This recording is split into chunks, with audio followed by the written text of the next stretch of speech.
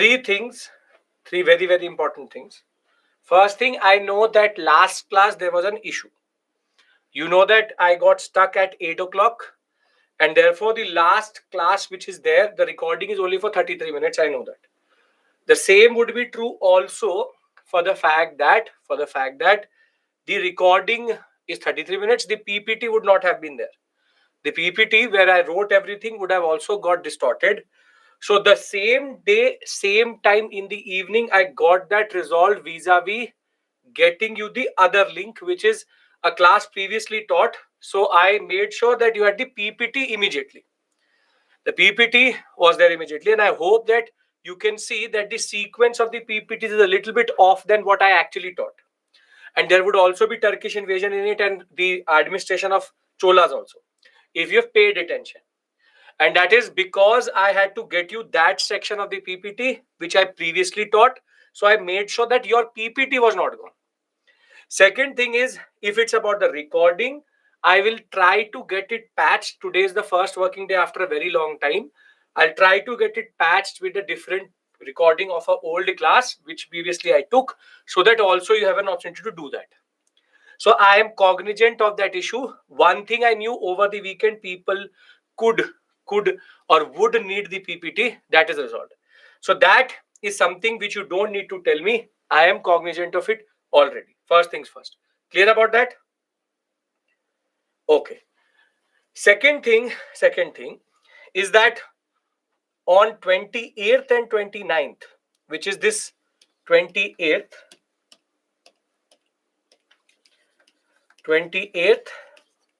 and 29th December, due to some personal reason myself, these two classes will not happen. We'll meet tomorrow, and thereafter we'll meet straight on 2nd January. And to make up for these 7 hours here, on 6th January, Saturday, I'll take class and make these two up. Totally unavoidable. I have never ever in my past 3.5 years here ever changed the schedule or not taken a class for any other reason. But this was unavoidable in every sense. And therefore, 28th, 29th, my fault. I'm telling you, 2 classes will be done. So you will have a longer weekend that ways. If you're evening batch, you will have 28th, 29th, 30th, 31st, 1st. This is the whole long weekend you have. Thereafter, we'll meet on 2nd, 3rd, 4th, 5th, and 6th. I'll make up for these 2 classes. So don't worry about that. For the people who have weekend batch, don't worry. I'll do it before your weekend batch 12 o'clock starts. I'll come in the morning 6 o'clock, and by 11 I'll finish everything. That's my problem, not yours. I'll figure it out. You don't have a say here. I'm just telling you here straightforward. Tomorrow I'll tell you what to do with this long weekend, and we'll figure it out. So 20th, 29th will be compensated on 6th, which is a Saturday, which I will do it on 6th January. Don't worry about that in any way or form. Right? So I will repeat it tomorrow also. If you cannot do it on 6th, you can watch the recording as you always can. So there's no issue. There is no class on straightforward 28th and 29th. No class. I will let you know what we do further. Just remember, 2 days you don't have class on Thursday and Friday. Thereafter, we will meet on 2nd January. Tomorrow I'll tell you what to do. What is the purpose of keeping 30th and 31st vacant? Because that is Saturday and Sunday.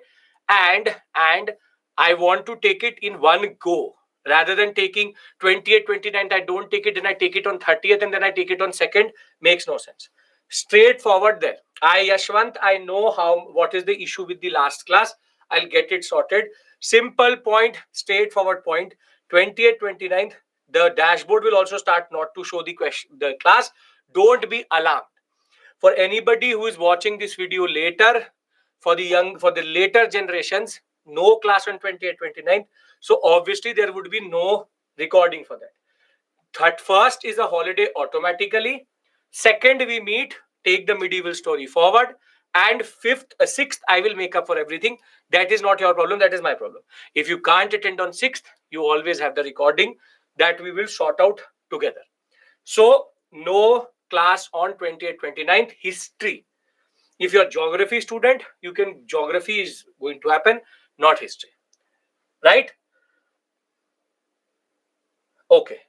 Now, can we start our discussion? Chaitanya, we meet tomorrow. So we'll discuss that tomorrow. Don't worry about it. We meet tomorrow, then on 2nd. Okay, great. Now, we have to discuss a very important zone. Last class with this 3-day gap seems to be quite far away, but we did what is called as the post-Gupta and early medieval. I'll get that. Yeah, I'll get it sorted. I know that there's some issue of that geography PPT also.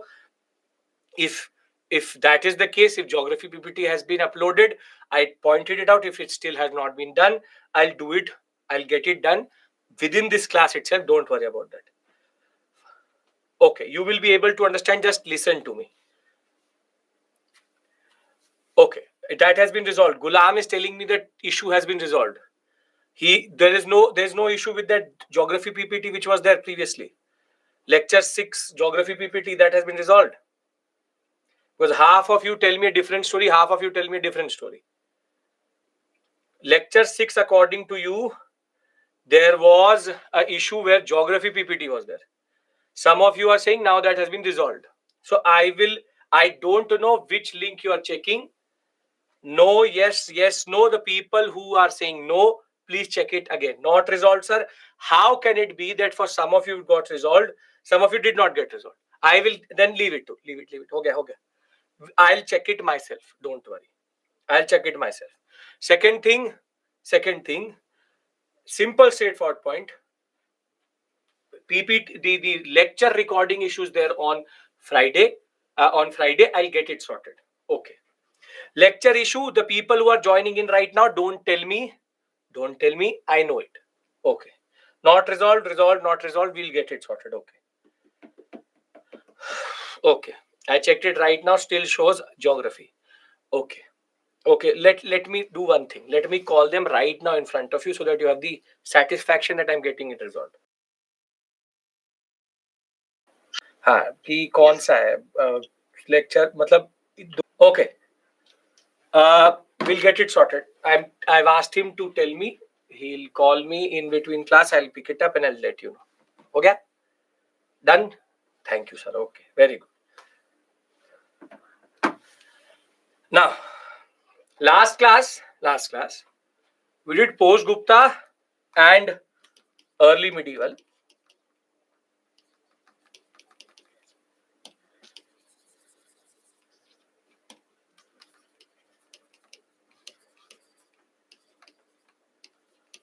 And here we concentrated on some of the actors, where we did the Chalukyas, the Pallavas, and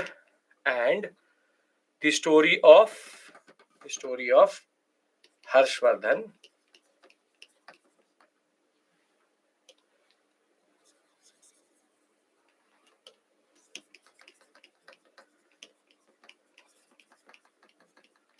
And thereafter we did Pala, Pratihara, Rashtrakuta, and last was Chola.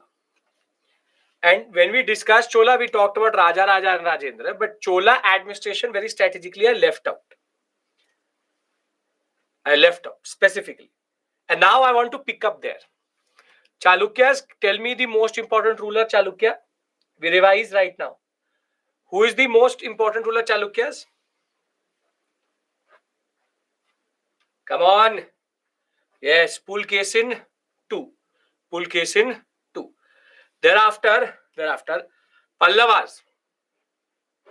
Mahendravarman, Narsimvarman 1, Narsimvarman 2. Very good. Harshvardhan, Pushyabhuti dynasty in itself is the only important ruler. Thereafter, Pala, all Gopala, Pala, Pala. What is the exception? What is the exception? Which Pala is not a Pala? Very good. Mahendra Pal is not a Pala. All Pala, Pala, Pala. Okay. Then Pratiharas, Nagbhatta, Bhoja, and thereafter whom? Thereafter the same sequence starts again, wherein you have Mahipala, Mahendrapal, Devpal. Perfect. Then Rashtrakuta, any name which is related to gods, it is Rashtrakuta, which is Govinda, Danti Durga, Indra, Amogvarsh. So Rashtrakutas. And Cholas we discuss Raja Raja, Rajendra, and the idea of how Cholas related Karikal Chola and Vijayala are connected only by name. That is it. That is it. This is what we did. This is basically the gist of all of it, what we did like that day. If you remember this much, you already remember what you need to remember. Now, Cholas, there's a very big debate. There's a very big debate about Cholas. And the big debate amongst Cholas is that Cholas basically are called a centralized state also. And if you've done history optional, if you're doing history optional, you would know there's a lot of debate about it. Buttenstein, segmentary state model, the concept of feudalism also, the fact that they are decentralized and centralized at the same point of time. But one thing is very, very clear, that Cholas had a very dangerous tendency. And based on that tendency, it turns out that the idea of centralization may not fully fit into the Chola administration or Chola empire generally.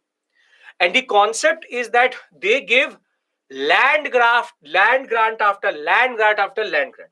So many land grants that they had specific names for them.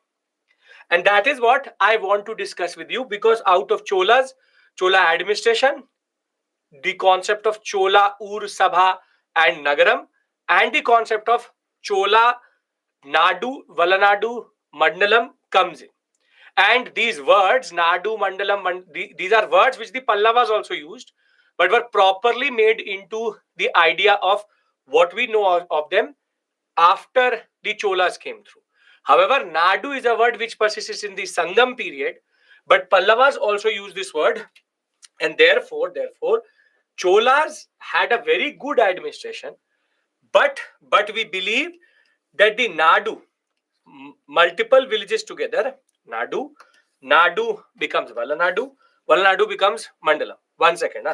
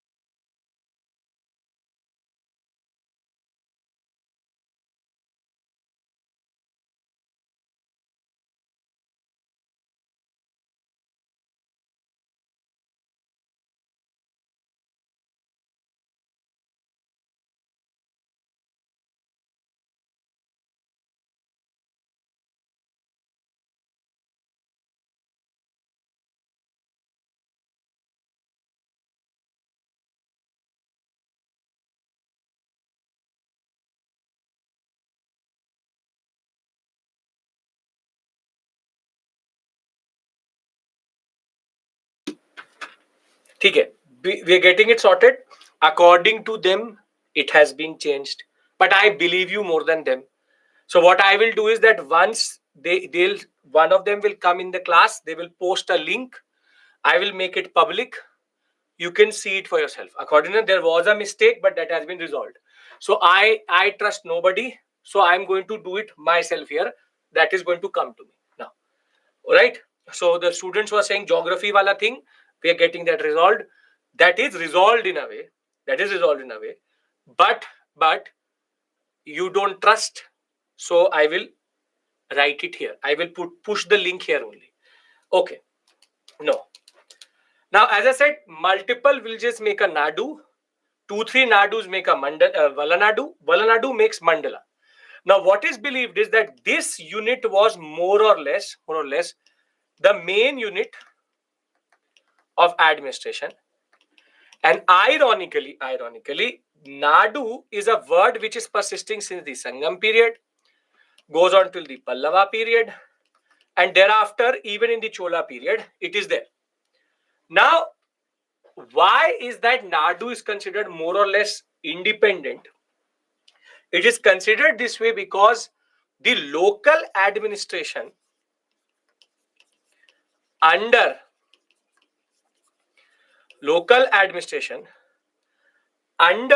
this concept, under the Nadu, was quite semi-autonomous, quite semi-autonomous, in the sense that they were in themselves very complete, and that we'll discuss.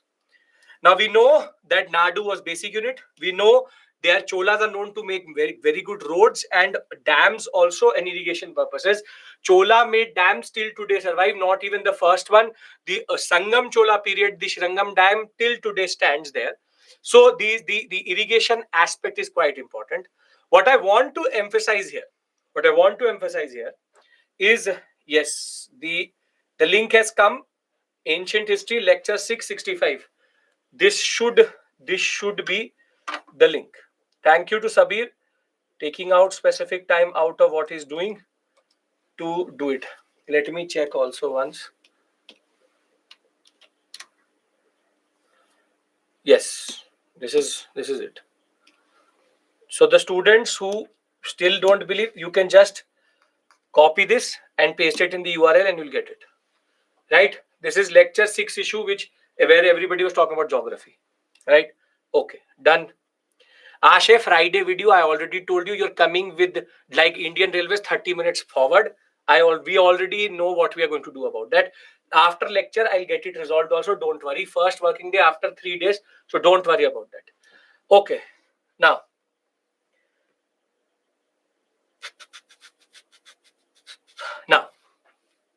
when we talk about so much disruption, when we talk about the concept of Nadu, we also know that the Cholas were connected to the different castes of the cultivators, wherein the Velal caste was the most prosperous, very big peasantry that way.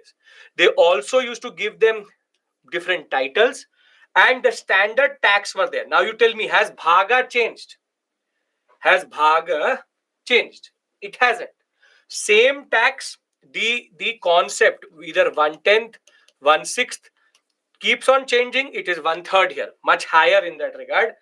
Upayam is a salt tax, Valium is a tax on goods, and Hiranya, again a tax which has persisted, any tax in cash. Now, I don't want to get caught up in this because this is the easier part, straightforward part. I really want to discuss land grants terminologies, and local administration. Can I do that? Basic things, Nadu is okay. 3 things we need to discuss: the main area, and then we go into Turkish invasion. Again, a very important zone for your understanding. Yes? Okay. Now, first things first, when you did get a land grant, how thorough was the land grant? Now, this is a Chola land grant Tamil section, which has now been in a way written down and translated for you, and you look at the thoroughness of how a donee used to get a grant from a donor. I'll read it out to you and you will see what is indicated in it. Now, once a land grant was given, the copper plate inscription used to say, "We have demarcated the boundaries of the land by making an earthen embankment." Embankment means a big hill, sand hill, so that you know where it is, as well as by planting thorny bushes. This is what the land contains: fruit-bearing trees, water, garden, orchards, trees, wells, open spaces, pastures, a village, ant hills, platforms, canals, ditches, rivers, silk-laden land, tanks, granaries, fish ponds, beehives, and deep lakes. He who receives the land can collect taxes from it, He can collect taxes imposed by judicial officers as fines, taxes on betel leaves, woven cloth, and on vehicles. So basically, all forms of taxes. He can build Raj rooms with upper stories made of baked bricks. He can get large and small wells dug. He can plant trees, thorny bushes if necessary. He can get canals constructed. But very important, he should ensure that the water is not wasted and that earthen embankments are built. Basically, basically, this is a very important concept. It is very, very clear that water should not be wasted. And this is something which is common to all rulers of South India. Water being a problematic resource because the rivers are not Himalayan is very, very importantly linked with saving water. This is called green consciousness. People talk about saving water today. You see, Cholas in that period are basically talking about the same thing. So these land grants could be given to different people, but herein comes the interesting part. They had different names for different lands, and now I want to discuss it with you because this is where the discussion has to be thorough and you have to concentrate. Now let's do one thing. Let's look at one Chola landscape. If tax collector allowed them, it's a kind of zamindar. Don't do this to me, wherein you are basically asking me something which is, how can they be a zamindar? There are land grants. Zamindars don't have tax collecting rights. Don't think of everything as modern India. It is not modern India. Okay. You are thinking of permanent settlement. That is the problem. Land grants can be given to multiple people. That is what we are going to discuss. Again, 3 days gap and you are acting like you never knew what land grants is. But sure, no boy, no issues. The issue is in me, not in you. Don't worry about that. I'll get everybody to speed. Okay. Now this is, let's take this as a mandalam. There's a mandalam in the Chola area. Now pay attention. I really want you to understand this important that way. Now, there is a section of land here. A section of land here which is cultivated by multiple peasantries.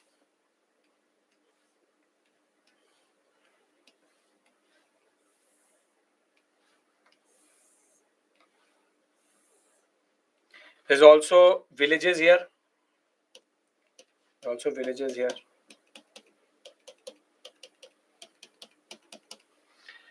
Now here, this is the land wherein it is cultivated by peasantry or farmers, and more importantly, cultivated by peasantry and farmers. It is a non-land grant area, meaning it has not been given to anybody. So in that context, who will collect the tax? Tax will be going to whom? Very good. It will go to the king. King collects tax. And basically, this is called non-Brahmin cultivator area. And this land is given a special name by the Cholas, which is, let me write it for you, which is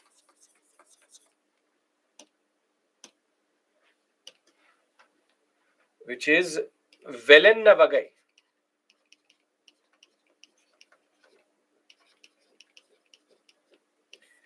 It's called Velennavagai. Velennavagai, land for non-Brahman peasant proprietor. Peasant proprietor means that he is the owner of that land, and therefore it is given to the peasant It is the land owned by the peasant, and the king directly collects tax from it. Velen Vagai. And the people who know the pronunciation of this, don't waste your time. I will pronounce it in the same way, the way I do it. Rather, concentrate in class. Right? So, doesn't really matter. I can't change my pronunciation one day. I'm extremely sorry for that already. Okay. Now. Velenavagai is land which is cultivated by a peasant proprietor or farmer. Tax is collected by king. Is this clear? I'll give you a table in the end. Don't worry. It will help you understand that also. Do we understand what is Velenavagai? Okay. Thereafter, we have the concept of multiple villages here.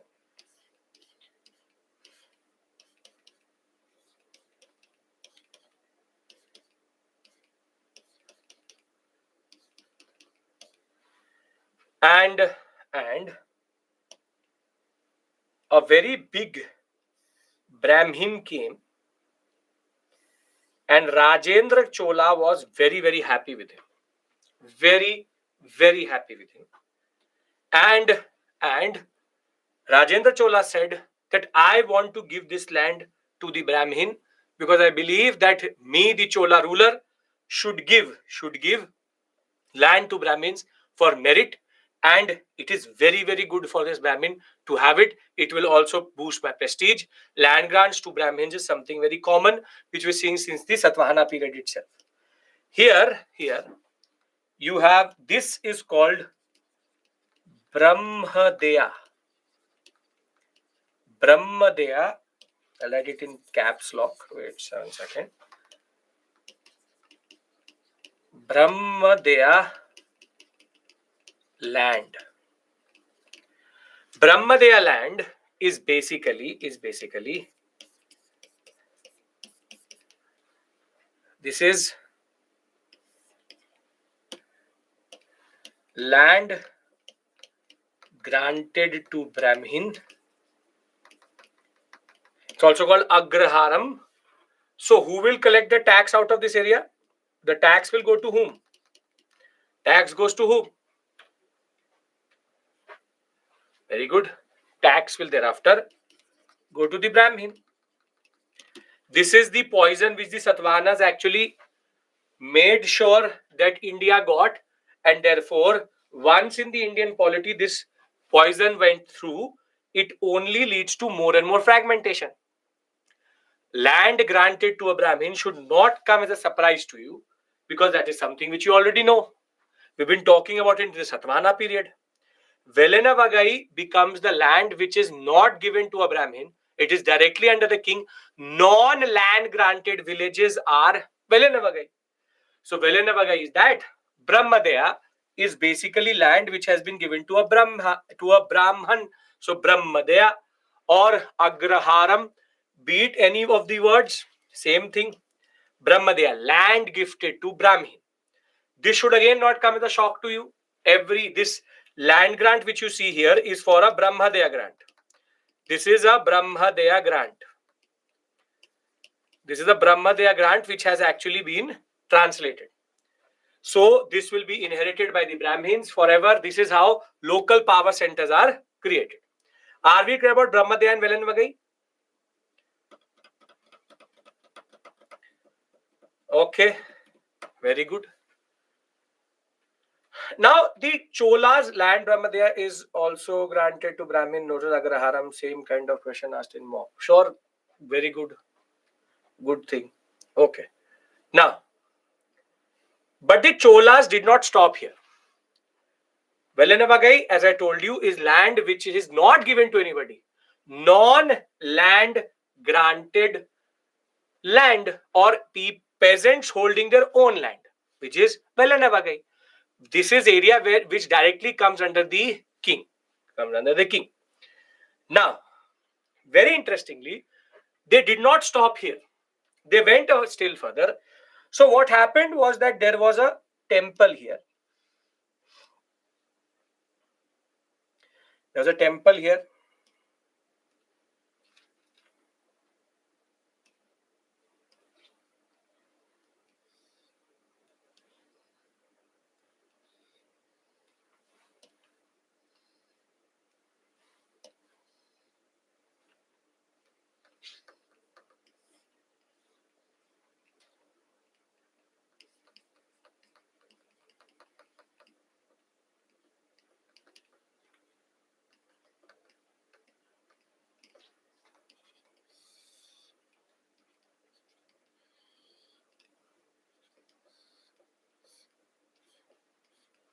There's a temple here. And this temple in South India, temples are a very powerful area. Does a temple run on itself or does it have expenditure? Does it have expenditure, yes or no?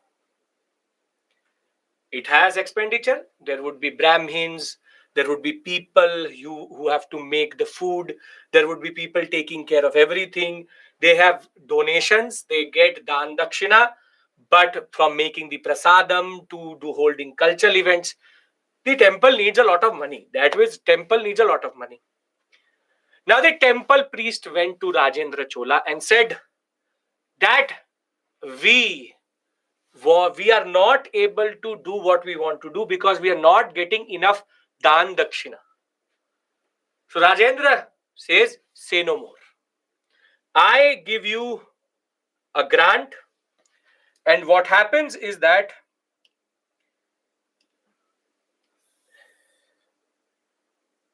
Rajendra Chola says that all land next to you, I give it to you as a land grant. All the villages which come under you in this land will now pay taxes to you.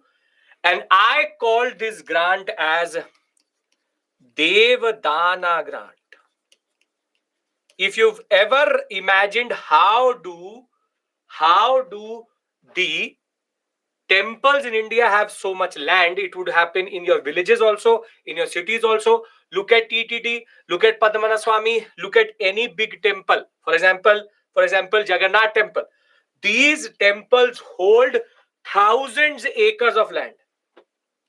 They hold it, and specifically in South India, because they used to get what are called Devdana grants. Devdana, meaning I have given a dan to the Deva. The tax will be collected by the temple, and the land grant is to the god. Land grant to the god. And now that the god has it, not now, but at that point of time, still people give land to land. People have given passports to Lord Venkateshwara. This is still land.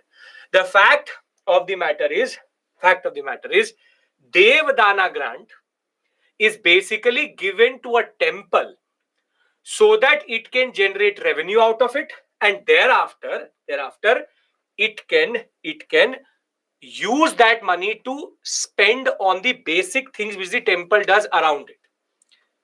So the Devdana grant, in that sense, land gifted to a temple.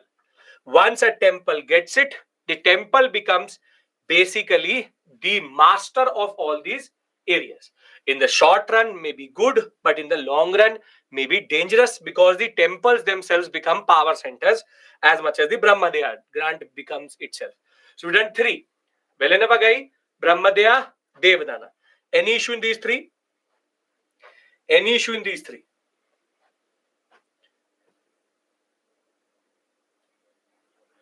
Reason or God or juristic person capable of holding.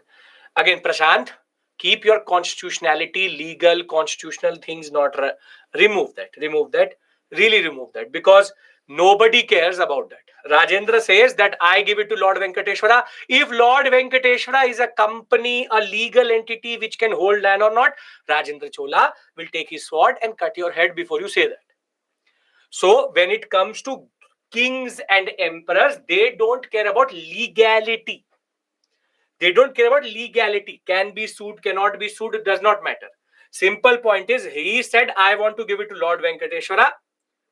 So therefore, it will be Lord Venkateshwara's. So Devdana grants were given quite a lot at this point of time. That sense. So Brahmadeya, Devdana, and no grant land is Velenavagai. Till this point, everybody is with me. Can I go to the next three? Very interesting. Okay. That is because Tirupati, the whole TTD runs a whole city. That is all Devdana. land of Lord Venkateshwara. The whole Padmaswamy temple itself, Sabrimala, hold thousands of acres of land. Devdana grant has mandatory tax or willful. No, mandatory. It's a grant. Land grant is there. A temple priest Brahmin, why there is a classification between Brahmadeya and Devanana? Very good question, but it is automatically answerable. The grant is not given to a Brahmin of that temple. The grant is given in Lord Venkateshwara's name. So the temple is the owner of that land, not a Brahmin. This is a Brahmin centric. This is a God centric. Here it's not given to a person, it is given to the Lord itself. It says that I give this land to Lord Venkateshwara, the avatara of Lord Vishnu, and therefore these villages will be giving tax to the temple. So the temple would have to create a board or something. It's like that. Mandalam is not one district, it is 2 to 3 districts together. 3 to 4 nadus together. Okay, now there was who will spend this money? The temple. And now I don't care if they now what you're looking for is that, oh, what if the Brahmin is going to be corrupt? Not my problem. That Rajendra one, as it is, his fear is so much that nobody is going to cheat him. So you should understand that. These kings, their accountability concept is death. You cheat, if you're taking money away from the Deva, if you have the power, if you have the guts to take it away from Lord Venkateshwara, then who is Rajendra? So if you don't fear God, then as it is, you will die. That is the basic point. So nobody is going to take it from the trust or the board which has been created by him itself. But these are again constitutional questions which doesn't really matter. Ethics don't bring in into ancient and medieval India. Okay, now there was one small temple here, and these were Jain monks. This is a Jain temple. The Jain temple priest saw that this temple got such a big grant, so we should also go to Rajendra. And the Jain temple priest saint goes to Lord Rajendra and says, we have heard you given 500 villages to Lord Venkateshwara. Hum bhi de do. Give us one, give us two. We also have certain expenditure. Give us also something. So Rajendra says, say no more.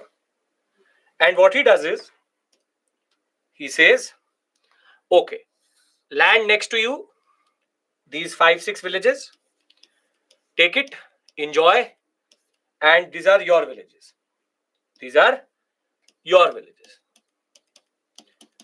So land was even granted to a Jain temple. So now the name of this, I am already saying sorry, is Pali Chandanam or Pali Chachanandanam, whatever it is. PALLICHCHANDAM. Yes, Pali Chandanam. This is basically a grant which is given to the Jain temple. So who will collect the tax? Tax will be collected by whom? Jain temple. Is it a loss in revenue? Sure. Is it a loss in revenue? Sure. It's basically a Devdana grant to a Jain temple is called Pali Chandanam. That's it. Is it a loss? Sure. But he's Rajendra one. He doesn't care about that. He's too big to do that. Now,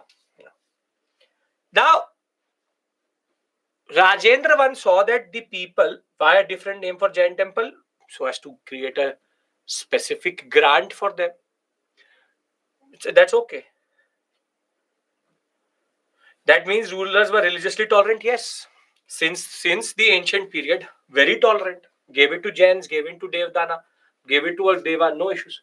Now comes when Rajendra one was traveling from this sector, he saw that everybody was illiterate. They were not reading anything. Nobody knew Vedas. So Rajendra one said, okay, I am granting this much land for the creation of a school. I am giving this much grant for a school. Construct a school on this. construct a school on this, and the grant on which the school is created is called Ghatika grant or Matha grant, which is basically land on which school should be constructed. Does the government of India or state governments do this today? Do they do this today? Yes, they do it.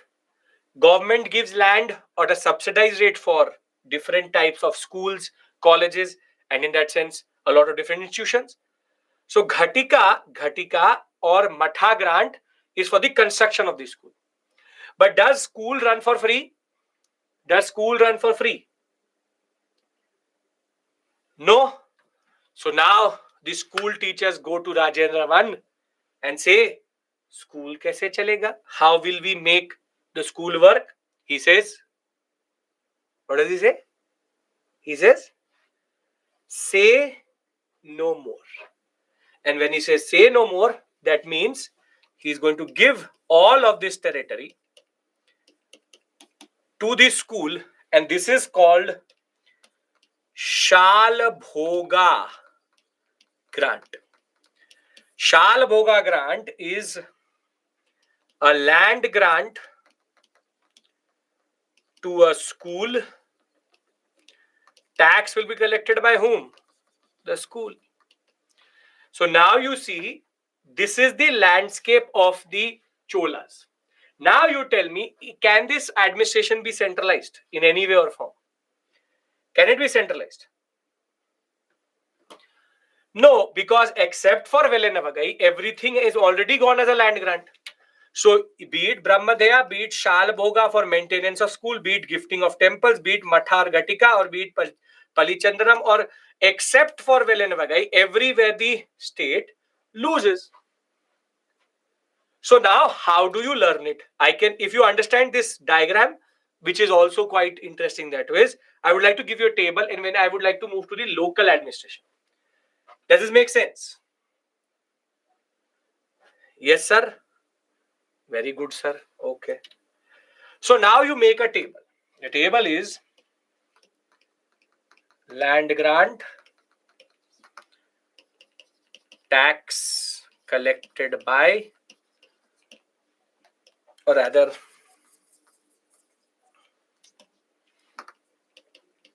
given to, tax collected by. So you have Velenavagai, you have Devadana, you have Brahma there, you have Pali Chadanam, you have Shala Bhoga, and you also have one more which is called Ghatika or Matha. Now this is given to no one, tax collected by king, peasants, and farmers own land. This is given to temple, to Brahmin, to Jain temple, to school. Tax collected by temple, Brahmin, Jain temple, school. This is grant to construct school. Now it makes sense.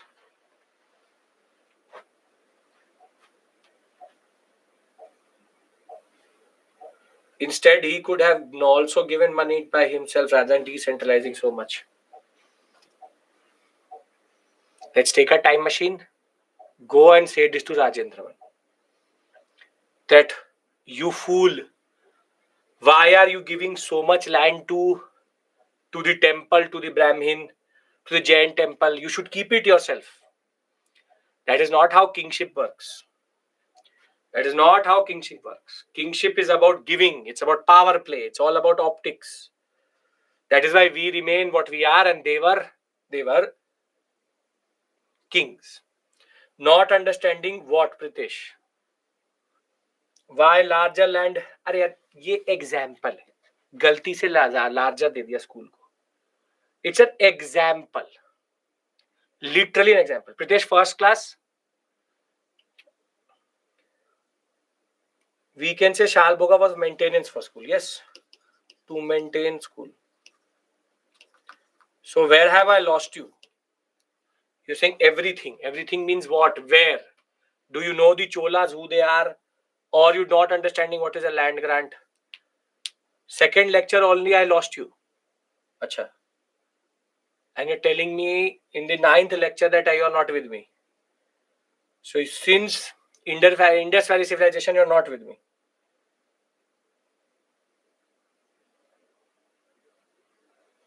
अब क्या करें?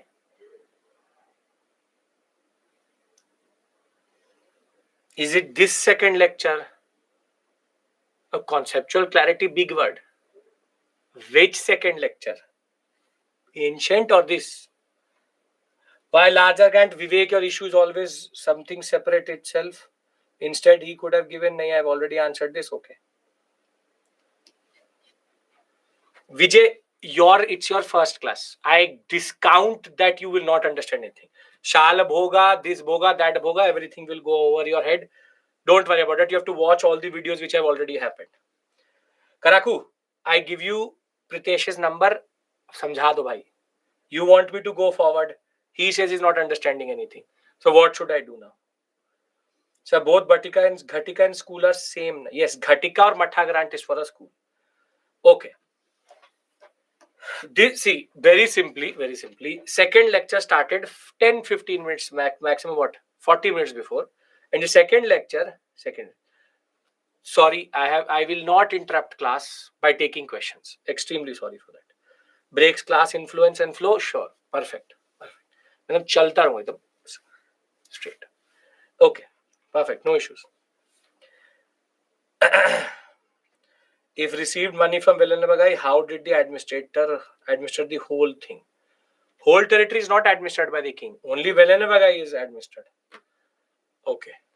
So, a lot of your demands is that I should move forward, not discuss the questions.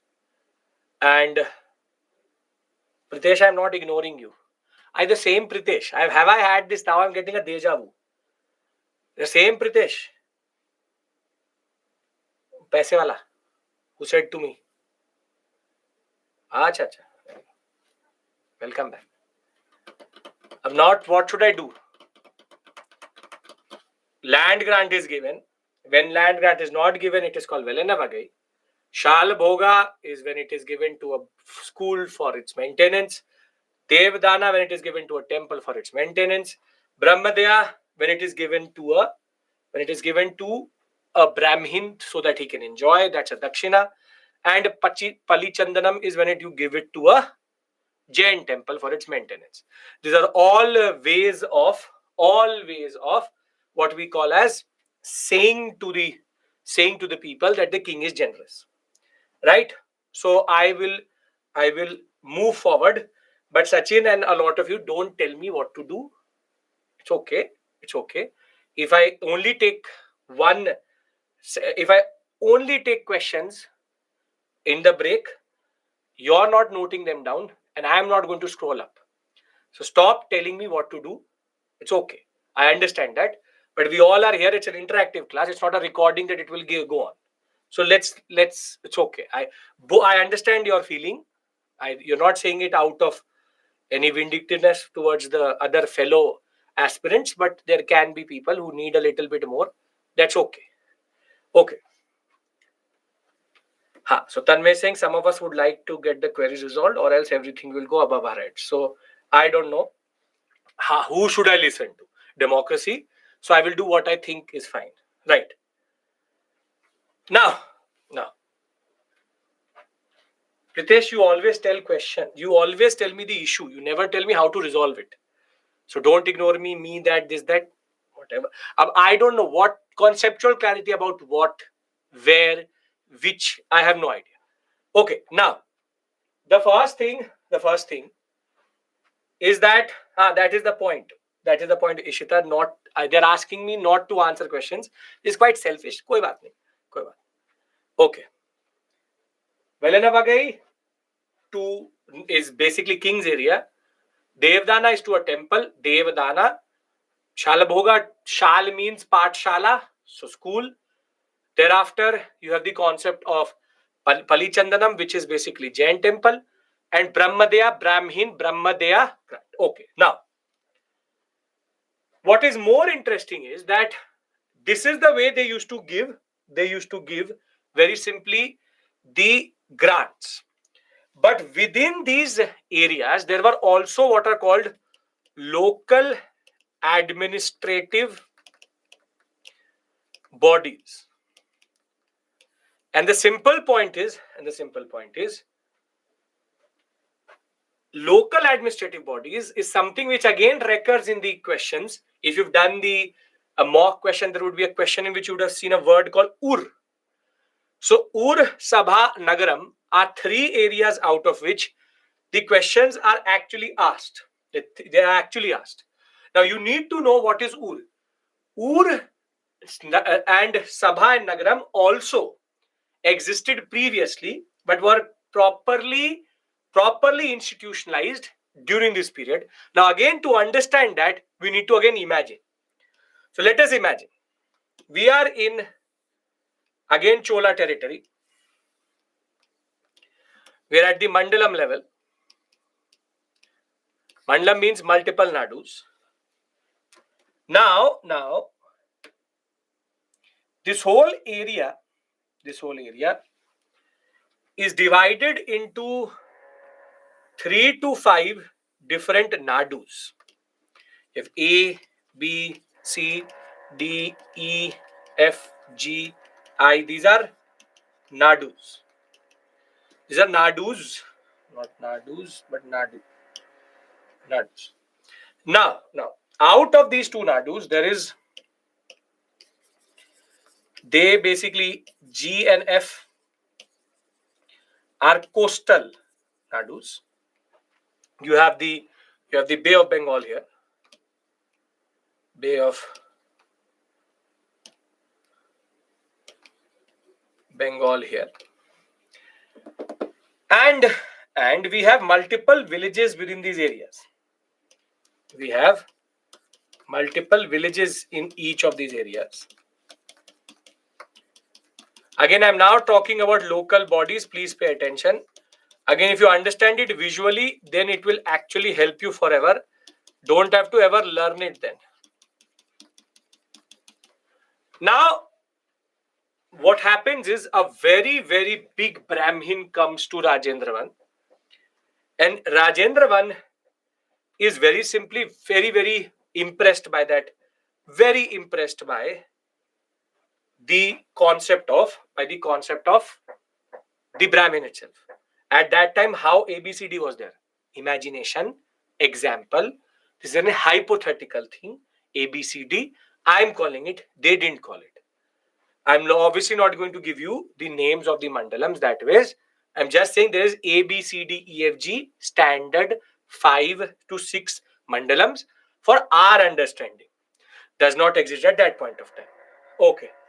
So A, B, C, D, E, F, G, H, I, we have these what we call as 8 mandalams. And a very big Brahmin comes to Rajendravan. Rajendravan is extremely impressed by that person. And he says that I am so impressed that I give you 3 nadus. I give you 3 nadus as Brahmadeya. B, C, and D are given to a Brahmin as a Brahmadeya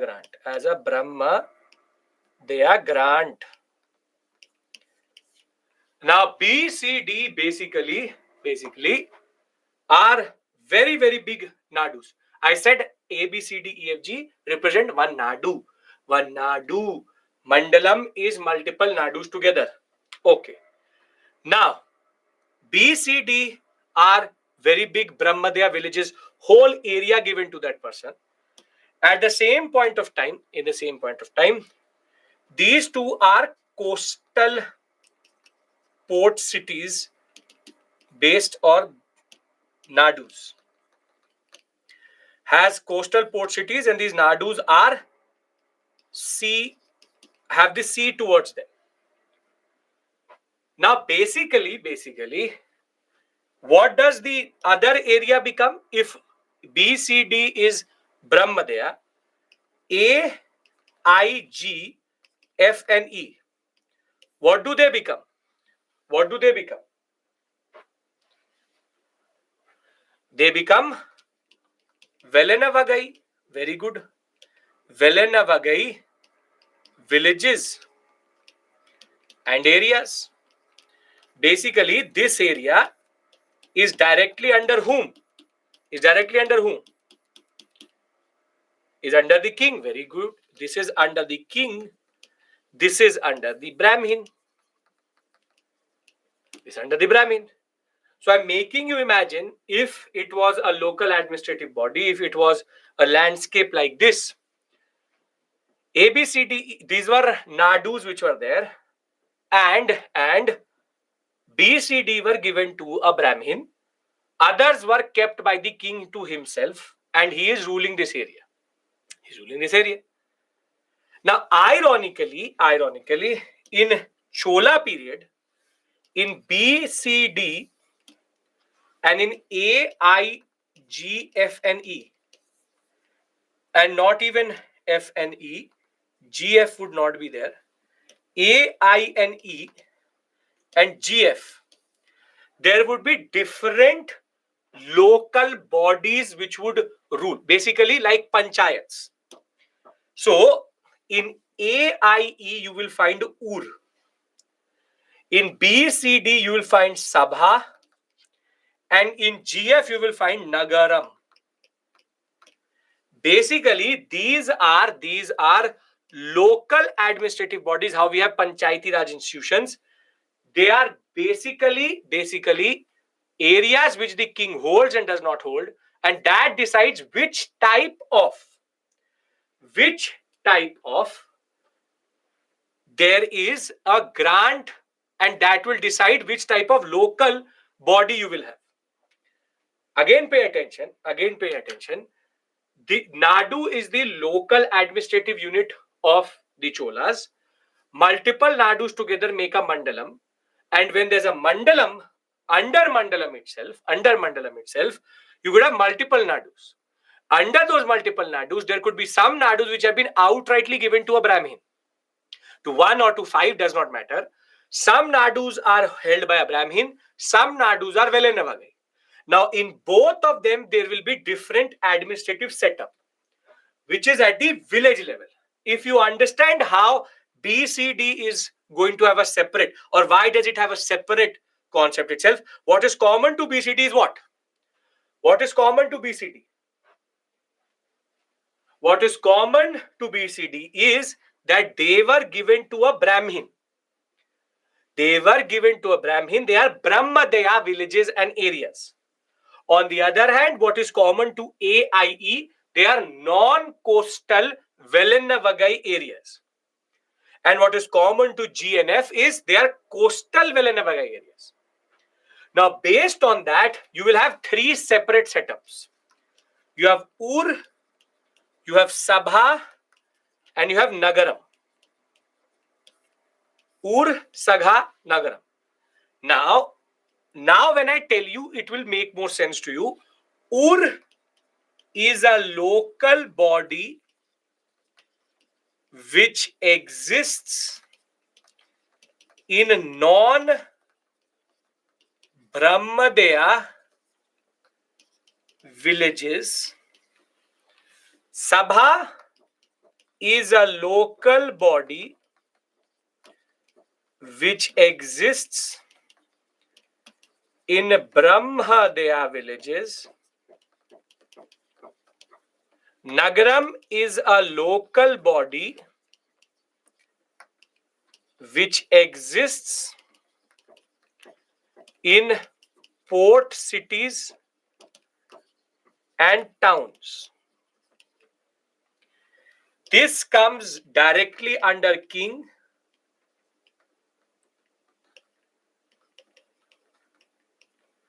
This comes directly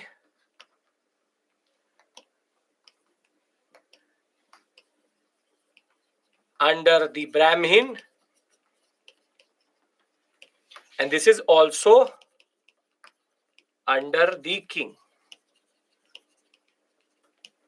Also under the king. Now, Ur,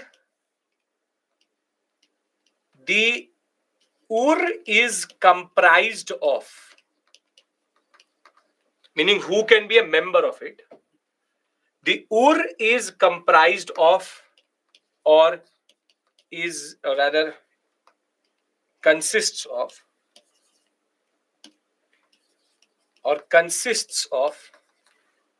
now pay attention,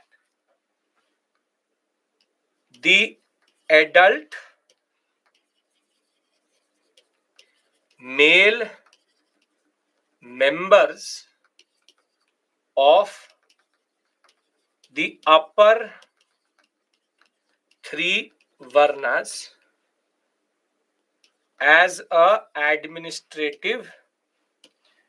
an administrative decision making body, as an administrative decision making body. Now this means it excludes women and shudras of the society. Now this may not seem as something quite significant. It will seem significant when you will look at the composition of the sabha. The sabha consists of only male adult Brahmins of the only male adult Brahmins of the Brahma, their villages or society. This one excludes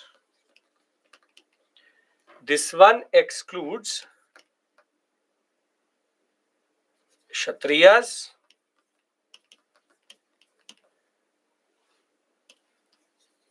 rather everybody. Kshatriyas, Vaishyas, Shudras, women, basically everyone. And Nagaram consists of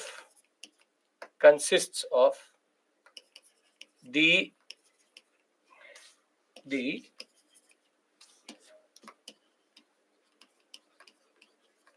merchants of the town, as they would manage the cities the way they want. That is not varnas. Now better. Vijay, now what is varna question mark? Fourfold varna structure, something we did previously. That is how everything is divided. Agraharam, something written side for adults. In this period, Brahmins is more powerful than others. See, this one excludes non-merchant communities fully. Now pay attention.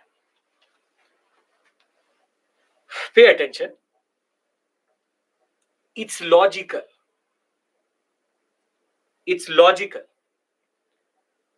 And the logic is, when it is Ur, it is a Velenavage village, there will be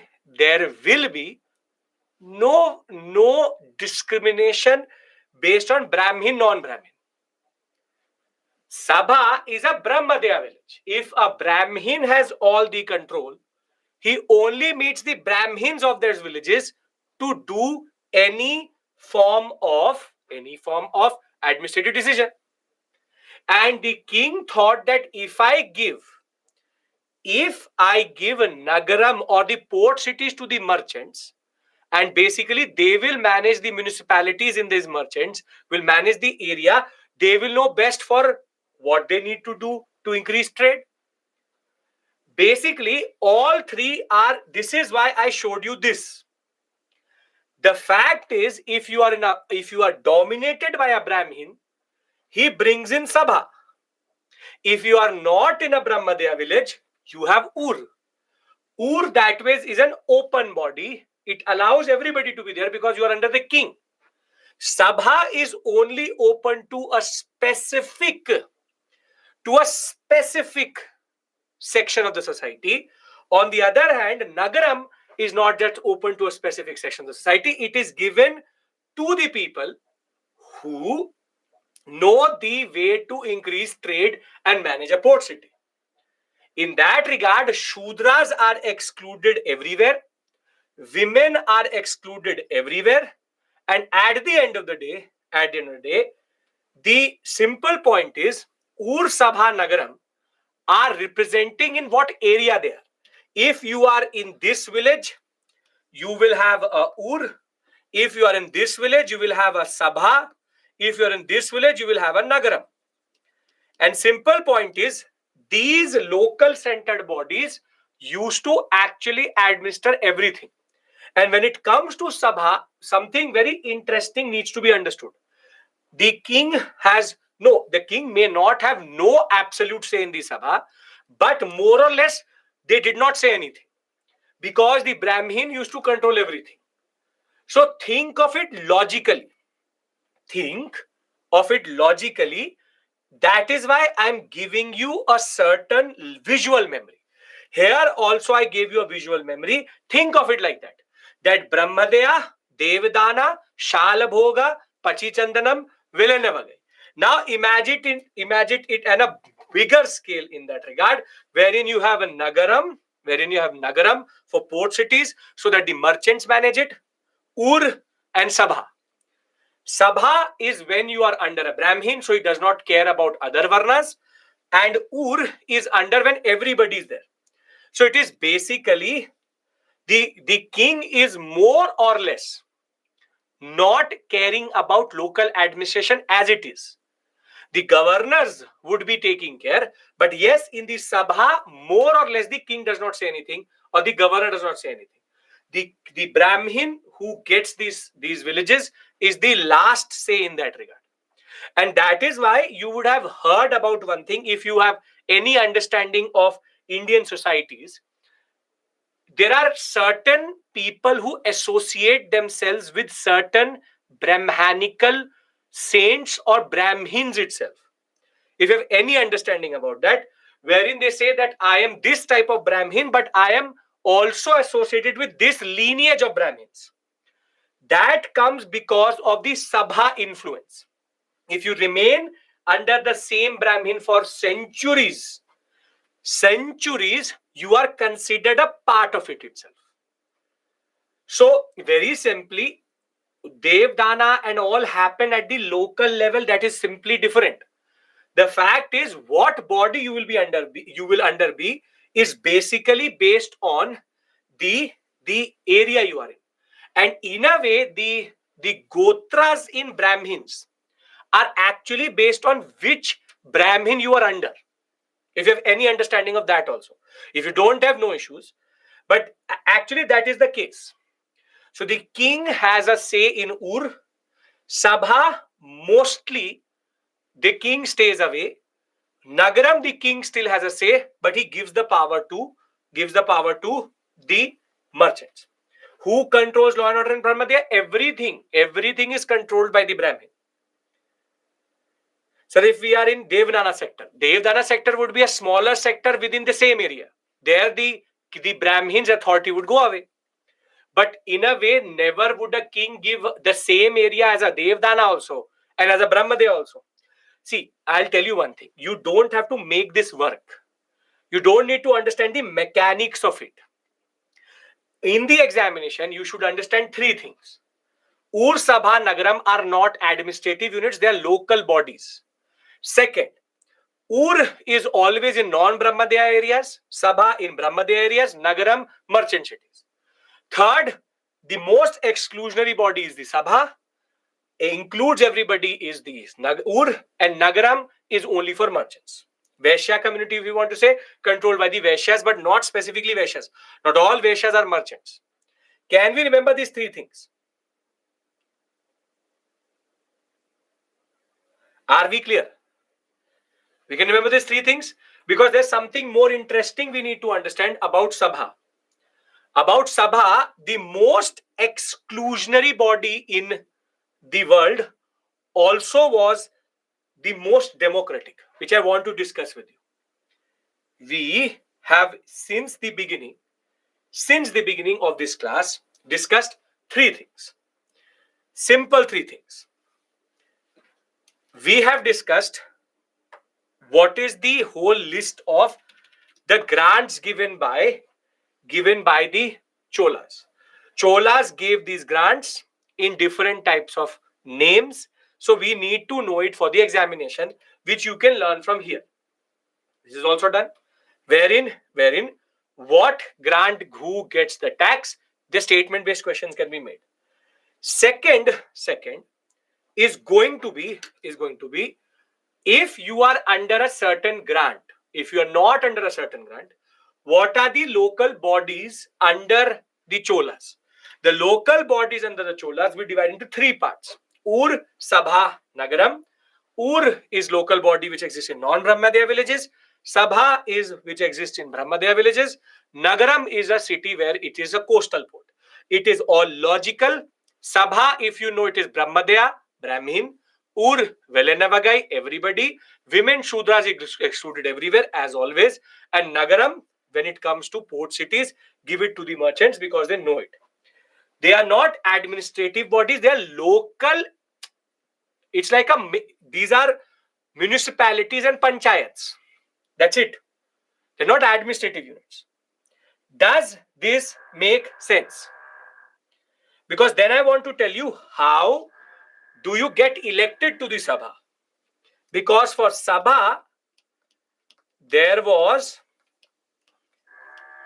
an election. Sabha, there was an election mechanism. Not all Brahmins could be, or not all Brahmins could be or were elected. You need to be eligible for the election.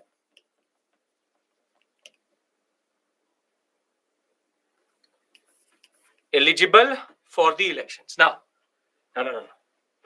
Now, before I do this, everybody is on the same page with me? Everybody is on the same page with me?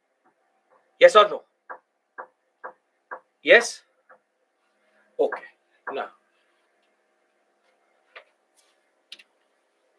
Now, before I tell this, what is the, now I'm asking you this question. What is the minimum educational qualification needed to become an MP, MLA? Minimum qualification. And the answer to this question is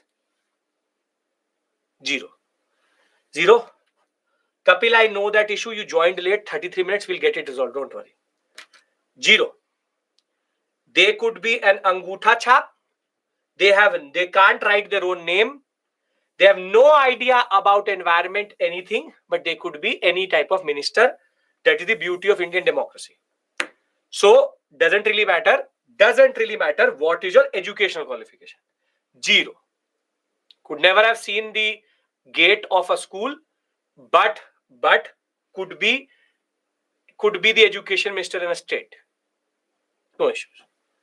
Now, first thing. Second thing, you tell me, when a person files his nomination, does he give the income details of his whole relatives and everybody associated with him, or his own? Only his own. He and his wife will declare. Maximum his children will declare. Maximum his children will declare. Okay, very good. Third, is there any bar on how many times or how much time you can be a MP, then you cannot be an MP? Again, no. You can be an MP one after the other for 60 years if you can live that much. Perfect. Beautiful. This is modern democracy of India under RPA Act 1950 and 51, representation of people. So you most probably, you would be more qualified than your MP or MLA if you are not from certain areas, most probably. And most probably, you would have a better understanding of everything than that person, but he is your representative. Sure? Now, let's go back to 900C, which is close to what? 2000, not 2000, close to 1,000 years before. Close to 1,000 years before. And let us read the Uttaramayur inscription. This you already know. The Uttaramayur inscription, which was found in the Chingalpet district of Tamil Nadu, and it tells us how do you get elected to or do you become a part of the Sabha. Now, to become a part of the Sabha, you need to be eligible. Everybody who's eligible, their name is added to a small earthen pot, and the chits are there, and a small boy will go inside and take it out. So basically, the process of election is lottery. Is how you have been doing it since your childhood, and how class monitors and different people play tambola. That is how it happens, which is basically he puts his hand inside it and takes out. So it's proper probability and proper chance. Now, what is more interesting is, what is the eligibility criteria to have your name in the inside? What is the eligibility criteria to have your name inside it? Now you listen to me and you compare it with what we have today.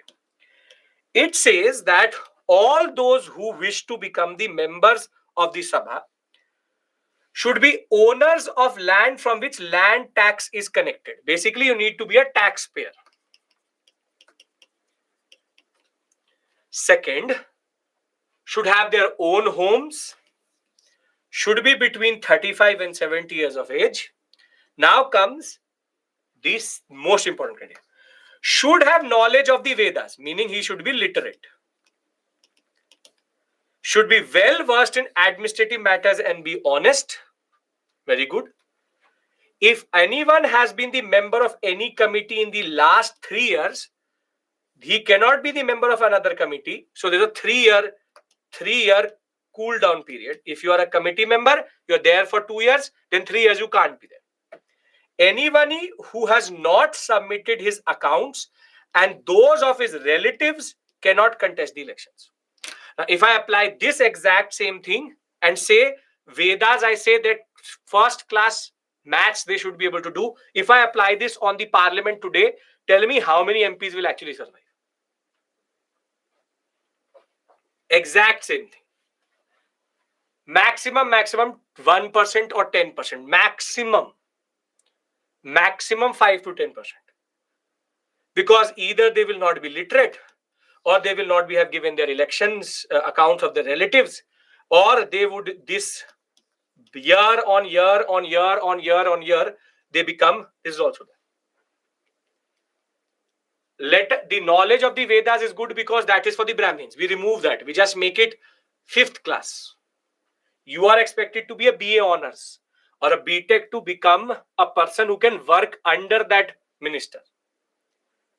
To work under that minister, you have to go through the Union Public Service Examination, and you should clear a prelims, a mains, and an interview. You'd be able to write answers, and you also have to go through classes like this where we are discussing 1,000-year-old systems which have nothing to do with you. You have to learn economics. You have to learn the articles of the constitution. You need to know which parvat kidhar hai, which mountain is where, which pass comes from where, which dam is where, which NH goes where. This is the power of ancient India, ancient early medieval. That the Uttamayur inscription tells us that somewhere, democracy can exist like this also. And ironical part is, the Sabha is the most exclusionary body, but it is also the most inclusive or most interesting when it comes to election process. Not every Brahmin can be a part of the Sabha, whilst in Ur everybody is a part of it. If we understand this and certain terms which you should know about the Chola period, this is a different. VA, LA, LA and double LA is different. This is Shudra agriculturist who's already basically excluded.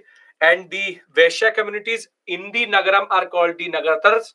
And there is a temple-based hierarchy system where you have Velangai and Edangai. These are two words which are used for the people who work within the temple. And Varna hierarchy and Brahmanical domination remains. The fact of the matter is, this module is over and we can talk about the advent of Turks. We have finally traversed the period between 500 to 900 CE. In that 500 to 900, 400 years, in which most of you have already either given up or on the verge of dying. Simple point is, 500 to 900, we have discussed the Pala, Pratihara, Rashtrakuta. I will pick up from here only. And we have discussed the Chalukya, Pallava and Harshvardhan. We have in between discussed the Cholas. Cholas will persist till 1200 that ways. I'll discuss the basic configuration of North India. And over and above that, you just have to remember the names of the rulers I've told you. From Palas to Pratiharas to Rajputas to Pulkeshin to the Mahendravarman sector to the Harshvardhan sector. And you need to remember, if you remember the 17 to 18 dynasties I gave you in sequence based on centuries. If you can do that, you can answer most of the questions from this area. Harshvardhan discussion, and even when you would have seen the mocks, one of you emailed me about it also. If you've seen the mocks, if you have basic understanding and you have logic and you trust your knowledge, you will be able to do any question with certain questions to stay away. I'll be recording the explanation for the mocks after this class itself. I'll stay back and record it.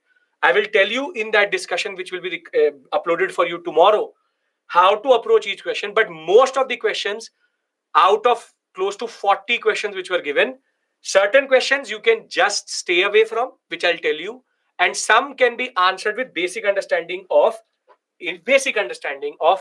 modern, ancient or medieval. Some questions were difficult. That is always the case. True for polity also, true for history also.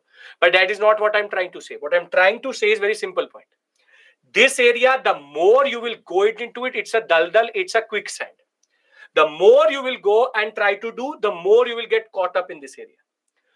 One question, two question maximum out of this area. With this knowledge, you can manage it if it is UPSC level. If it's optional level, you can't manage it. Be it any level of explanation I can give you. So, if we are clear about 500 to 900, I'll get the 33-minute thing sorted. I would like to give you a break here. And thereafter, we can do Advent. Because Advent will take me close to 45 minutes, wherein I will be summarizing 100 to 150 pages of Satish Chandra in maps with you. I have these maps with me, and we will discuss these maps, and we will thereafter understand what is called the struggle for North India. What is the purpose of advent of Turks is start at 800 or 900 CE and reach till 1191 CE, which is considered and which is the most important, which is the first battle of terrain. First battle of terrain, Prithviraj Chauhan versus Gori. What was Gori doing in India? And then 1192, and we will then establish by the end of the class Delhi Sultanate. That is the basic point which we have to do. And with that, you will go into proper medieval. And proper medieval, again, the political history is more or less okay, but the conceptual part is much bigger than the political part. We'll again do the same thing. I really don't care about Alauddin Khilji, where he went, what he did. I more care about his market reforms, out of which questions come. And we'll discuss it in that context itself. If we are clear about it, I give you a break here.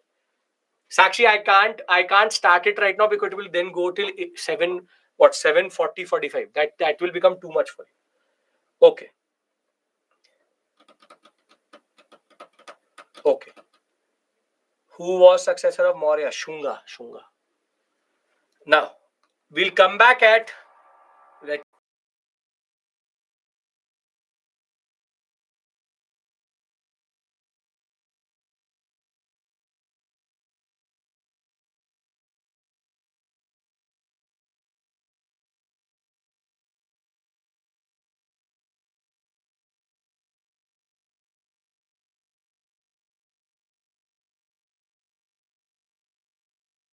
I said it is 7:03. You are looking like it's an apocalyptic. Aag lag gaya hai. Sir has gone somewhere. Within 15 minutes I will reach somebody. I like the spirit. But sure. I told you I'll be back by 7. And somehow मुझे उठा के ले गया कोई पता नहीं. Okay. We start the concept of Turkish invasion. Now, before we do that, I need two things from you. First is the fact that we have to discuss something where I need your imagination. First things first. Second thing is that whatever I say to you, I'm saying it in a controlled way. And if I'm omitting something, I'm omitting it in very specific context. So, do you deserve to know it? No. You should know it? No. Are you curious? Sure. I'll give you the book on it. But when I say, for example, Abbasid Caliphate, so I am not going to start from rise of Islam in 622 CE, then I will bring it to Abbasid Caliphate. I am doing Indian history. I have to discuss something very specific. As I told you, I have to reach till 1191.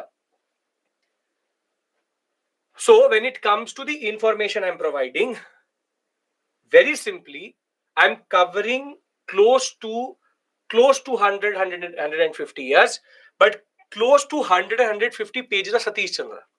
It's called the battle for the North, or the struggle for supremacy in Northern India and the struggle for supremacy in South India.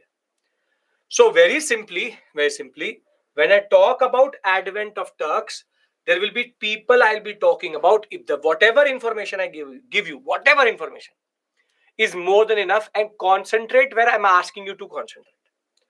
Can you do this? Everybody can hear me correctly? Because I will literally ignore you. Literally. I haven't till this point, but I will literally. Right? Okay. Because here the sequence matters and the development matters, and I'll stop at 2 points. Gajni and Gori, and that is where we have to actually concentrate. Old NCERT Satish Chandra, new NCERT Satish Chandra. There's no new NCERT Satish Chandra. There's only one book which is called Medieval India by Satish Chandra. That is what the book we are talking about. Okay, now let's start our discussion. When we start our discussion, we know one side of the story very properly. And that side of the story, is that we have the Cholas here, and we are talking about basically the period between 800 to 900 CE. And I'll mark them so that you can revise it in that same way. Let's go even back. Let's go even back and go to 700 to 800 CE. When we talk about 700 to 800 CE, we are talking about the Cholas. The Cholas have risen in the southern sector. And we know that we have the Pratiharas here, the Palas here, the Rashtrakutas here. Do we know this? Yes or no? What is it called? What is this battle called? This is called the tripartite struggle. Beautiful. This is called the tripartite struggle. Cholas are chilling in the south, and they will chill as it is throughout this period, have no care about what is happening in North India. Now, my attention now shifts beyond the Indus to discuss what exists here. And what exists beyond the Indus is a very big empire which was called the Abbasid Caliphate. Now, what is a caliphate or what is a caliphate? Caliphate is basically the ruler is both spiritual and political leader of all Muslims in the world. If you know the Khilafat movement, if you've done modern India, this should not come as a surprise. What is Caliphate? What is Khalifa? The whole Khilafat movement is based on this idea itself. So, Abbasid Caliphate, Abbasid is the name of the dynasty.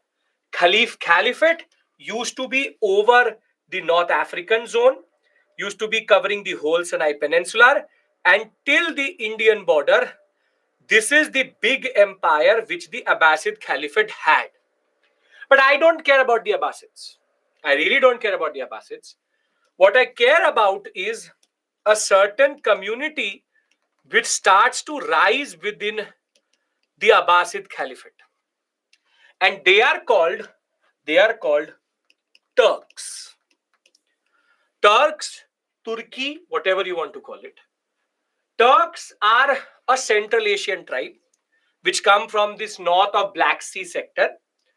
And there are two types of Turks in the world till today. Two types of Turks. One Turk converted to Islam, which is called Islamicized Turks.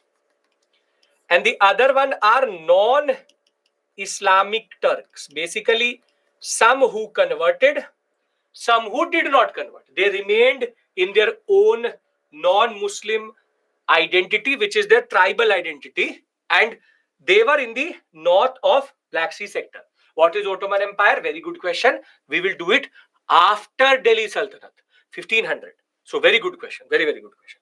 Now, Islamicized Turks and non-Islamicized Turks basically exist. Now, the Turks start to trickle into the Abbasid Caliphate.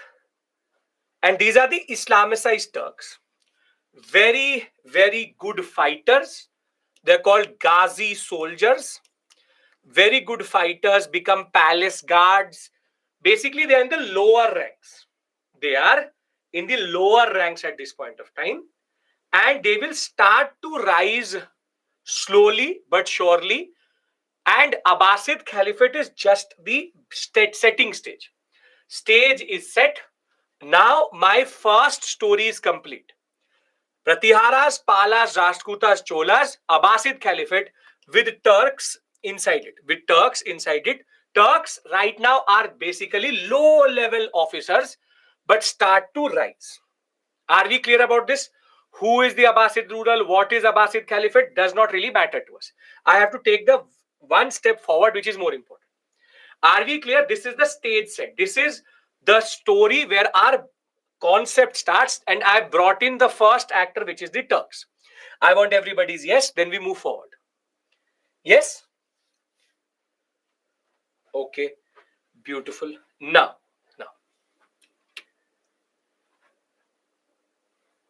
the Abbasid Caliphate, now I'm moving one step forward, 800 to 900 CE.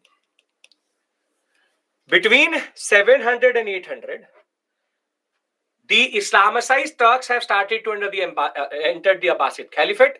Pala, Prathira, Rashtrakutas hold North India and Cholas hold South India.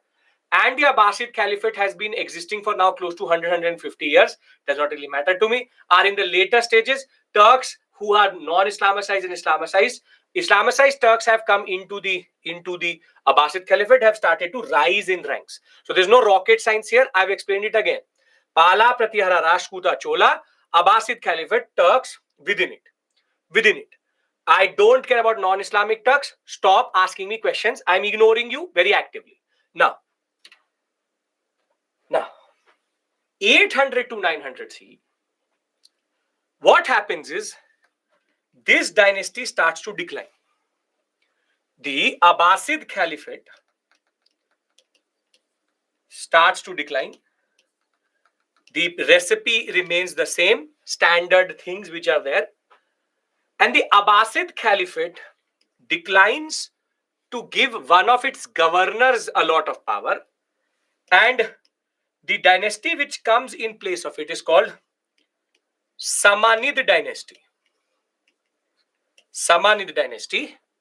And within the Samanid dynasty, the Turks have risen one step forward. Basically, in the Samanid dynasty, again, you don't need to know anything about them. It's just that the Turks now become kingmakers. Now become kingmakers. And therefore, what we see is that here you have the Samanid dynasty. Here you have the Pratiharas, you have the Palas, you have the Rashtrakutas, and you have the Cholas. Keep on imagining with me and it will actually make sense to you. Are they like Sayyid brothers? No, but stop cross-referencing to something which you don't know. So they have now become kingmakers and this Samanid dynasty exists. But by 990 CE, the Turks start to feel that why are we kingmakers when we can capture power itself? And between this 990 to 998 period, in these 8 years, rises a Turk, an Islamic Turk, named Alptipin or Alptigin. He says, enough is enough. We don't need to remain in the shadow of the Samanid dynasty. And Alptigin captures power. And what he does is that he makes his very important center, his center of rule was Ghazni. Ghazni is a place here. It's a place here. And basically, by the period we come to 998, this Samanid dynasty is also declining. It is also declining. And Alp-Tibin has captured power. And he is going to rule from Ghazni. So, the Samanid dynasty gives way to the Ghaznavids by 998 CE. By 998 CE, the Samanid dynasty ceases to exist, and now come the Ghaznavids, ruling from Ghazni. So they are called Ghaznavids. North India remains stable, but you can see in the other sector, we are seeing that from Abbasid to Samanid to Ghaznavid. Now here is what I am interested in. 700, 800 CE. Thereafter 800 to 900, 990. And from 990 to 998, it is the process of capturing power. Now, if you all are with me, 1, 2, 3. If you are with me, I would like to now introduce a very important actor in this story, and his name is Mahmud of Ghazni. Can I do that? Everybody is with me here? Ask no questions and keep your story simple. Abbasid, Samanid, Ghaznavid, they are giving way to each other. Ghaznavids rule from Ghazni. And you have the Ghaznavids or the Ghaznavid dynasty here. And now North India will go through certain changes. If you allow me, I would now like to talk about the period between 998 and 1030 CE. Everybody is with me? No issues. Okay. The Ghazni I say is not this Ghazni. Ghazni movie Ghazni. Okay. Now, we go to the period between 998 1030 CE. Very crucial period for India. Now, see, Mahmud of Ghazni has taken over at Ghazni, and basically the Ghaznavid dynasty is now under its most known ruler ever, Mahmud of Ghazni, the successor of Al-Tighin. Now, for us, he is a invader. He is the one who destroyed Somnath multiple times. Mahmud is his name. Ghazni because he is ruling from Ghazni. So it's called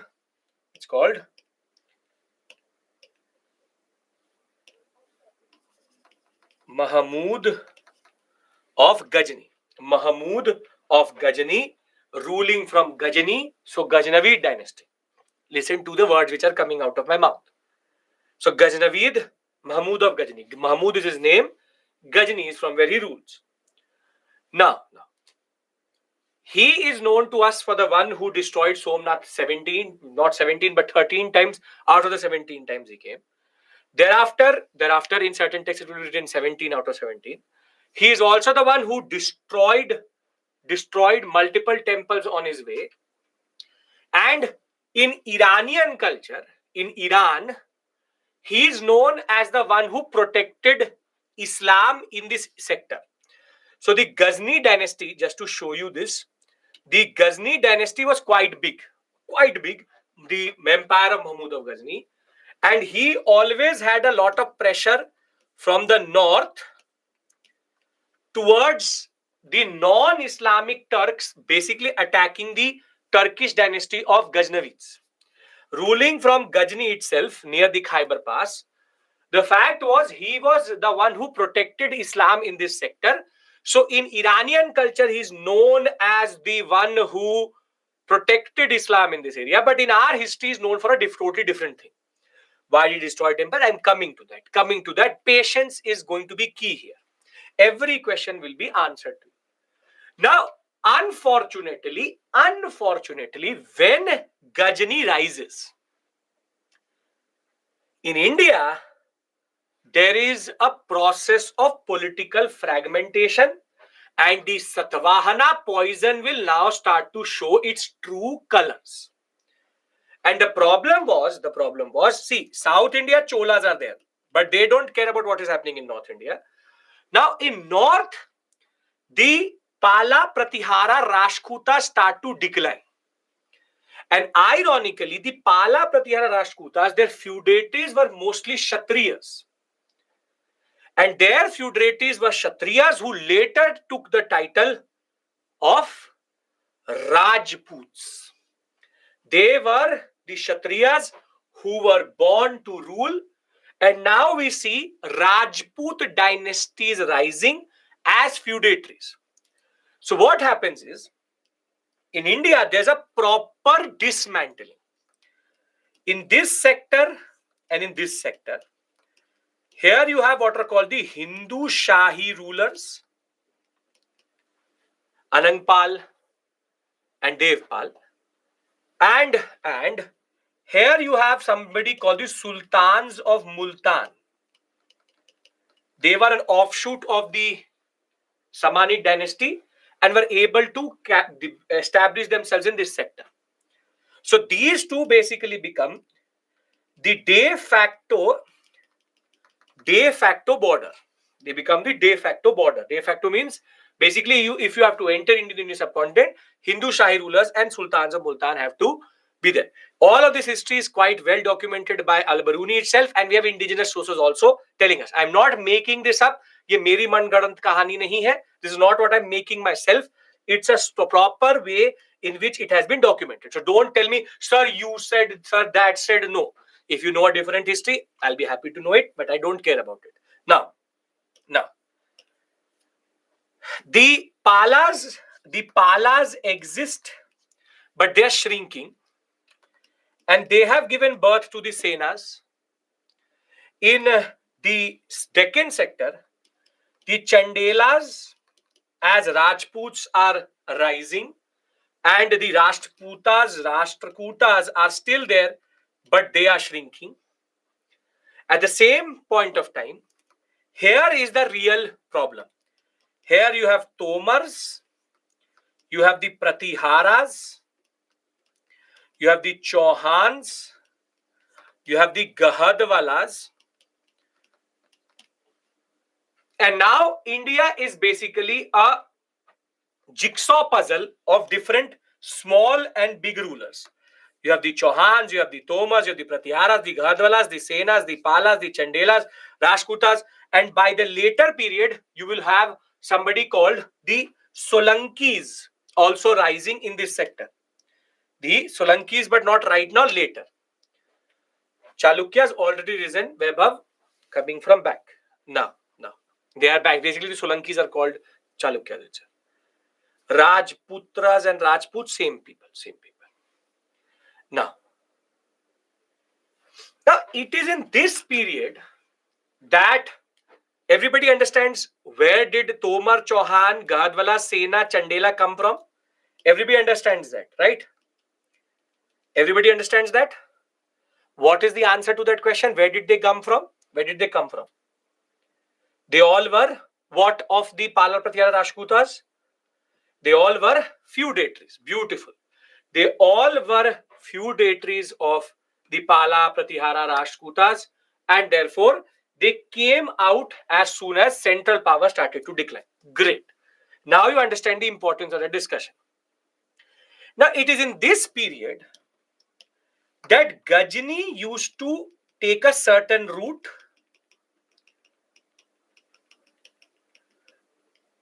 and used to basically go back to Ghazni.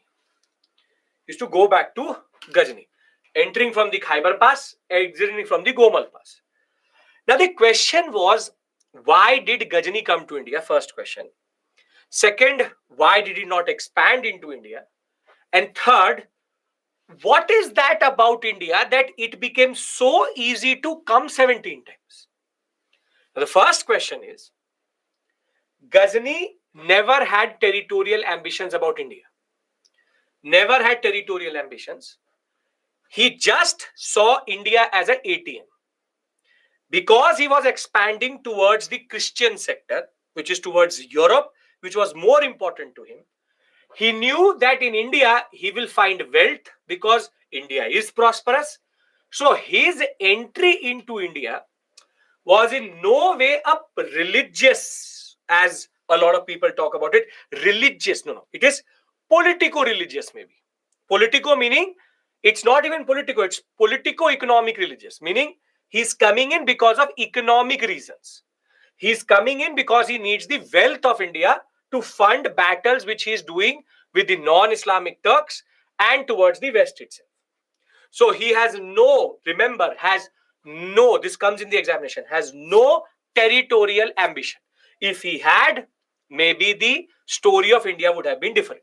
Maybe the story of India would have been different because he has no territorial ambitions, none whatsoever. Now, second question. Then why go to temples? Or why is he known as the breaker of Somnath so many times? You tell me one institution in India which, irrespective of any season, year, or time, you will find money in any institution right now also. Any institutions. And obviously the answer for that is temples. Temple is a source and an area of wealth. Because temples have Dan Dakshina, they have Dev Dana grant, they have a lot of money. So Gajni knew where to go.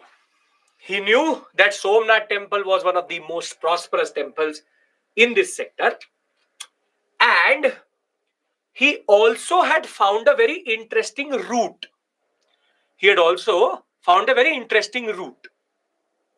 So I have established two things to you. People talk about in British colonial, what we call as communalistic history, that Ghazni's entry into India was fully religious. But the idea is yes, sure, it is religious. It has a certain connotation. But he did not come to destroy Hinduism. He just came here for money. And in that process, he confronted the temples. And that may have a certain communal angle. But please remember one thing. When Ghazni set out from the Khyber Pass, he was not going to enter India thinking I will destroy Hinduism whatsoever. Please understand this point. This is a British created myth so as to divide us during the colonial period. Yes, he entered. Yes, he attacked temples. Yes, he took the Shivling. Yes, he did what he wanted to do. But if he wanted, he could have done it throughout India. But he only did it in a certain sector. And every time he got money, he went back. Have I established to you this fact clearly? Because this is the Satish Chandra based argument. You like it, you don't like it. This is what is expected in the examination. Are we clear about this? Loot is loot, plunder is plunder, economic, no initial, maybe secondary, but primary concept is economic. Secondary may be religious, sure. Now can I talk about the second question, which is, what is this route he found and why was it so easy? Can I discuss that aspect? Rajputs were the feudatories of the Pala Pratyahara Rajputas. Okay. But sir, colleges are also rich. High fees, get admission. Today. Not at that point of time. Aajkal. You want to loot your own college? Sure. But at that point of time, colleges, you will not get money. High fees, schools, like that, not that point. Gurukul ko loot ke kya hoga? Temples have money. Right? Okay. Andiram, I'm not saying that it is not true. But entry into India is not fully religious. I'm not saying that the religious angle goes away. He gets a certain satisfaction out of it, sure. But initial intention is economic. Because if that was the full intention, then you tell me, Andaram, why would he stop at one temple or two temples? You tell me. Right? Okay. Right? I leave it to you to decide. If he had come with that only that perspective, he would have territorially expanded into India. Okay. So I leave it to you. I am not justifying, I'm not sanitizing. I leave it to your understanding. Right? So if that was the real thing, if it was totally religious, then why stop in a certain sector? Why stop in a certain sector? And why only take wealth? He would have then got a lot of satisfaction by destroying every temple in India. So there's a certain circularity to that argument. And unfortunately, that Britishness is not coming out. But okay, no issues. I leave it to your judgment. I am no one to tell you what you need to think about Gajini. Can I move one step forward, because I want to discuss the second aspect here, which is more important. Right? Okay. Now, ironically, 17 times Gajini came. He took a certain route. Now, ironically, Ghazni was always faced by Hindu Shahi rulers, Hindu rulers. And when he used to go back, the Sultans of Multan used to stop him. And both of these dynasties literally took the brunt of Ghazni. Every time Hindu Shahis came, every time Ghazni came, Hindu Shahis were the first line of defense. Every time he went back, the Sultans of Multan were destroyed by him. If it was a religious angle, he would have not touched the Sultans of Multan, but he did. He literally did not care if they were Sultans of Multan, if they were Muslim, he destroyed them. Now the question is, you tell me, if Pala, Pratihara, Rashkuta, Tomar, Chauhan, Chandela, Gahadwala, Sena, everybody comes together. Would there have been a chance that Ghazni would have come 17 times? And the answer to that question is a big no. The problem is, and we have documentary proof, that the Hindu Shahi rulers, after the second invasion, wrote to the Tomars and the Chauhans and to the Pratiharas, to the Gahadwalas, that there's a person called Ghazni, he's coming every year, he's taking a certain route. We cannot hold him off. We need everybody to come together and we will fight him off and he will never come again. But the answer he got from Tomars, Chauhans, Gahadwalas, Senas, Pratiharas, Chandelas, everybody, was only one thing. And that answer was, not my problem. If he's entering in your sector, it is your problem. This is called, very beautifully, feudatory mentality. This is called feudatory mentality. Feudatory mentality is, till it does not impact me, I don't care. This is called lack of unity. This is called feudatory mentality. Tomars, Chauhans, Pratiharas never came to the assistance of Hindu Shahis or the Sultans of Multan because they thought it was not their problem. And Ghazni was able to see that. And if he took this specific route, he did not face any resistance after the Hindu Shahis. And even if he did, nobody had a combined attack.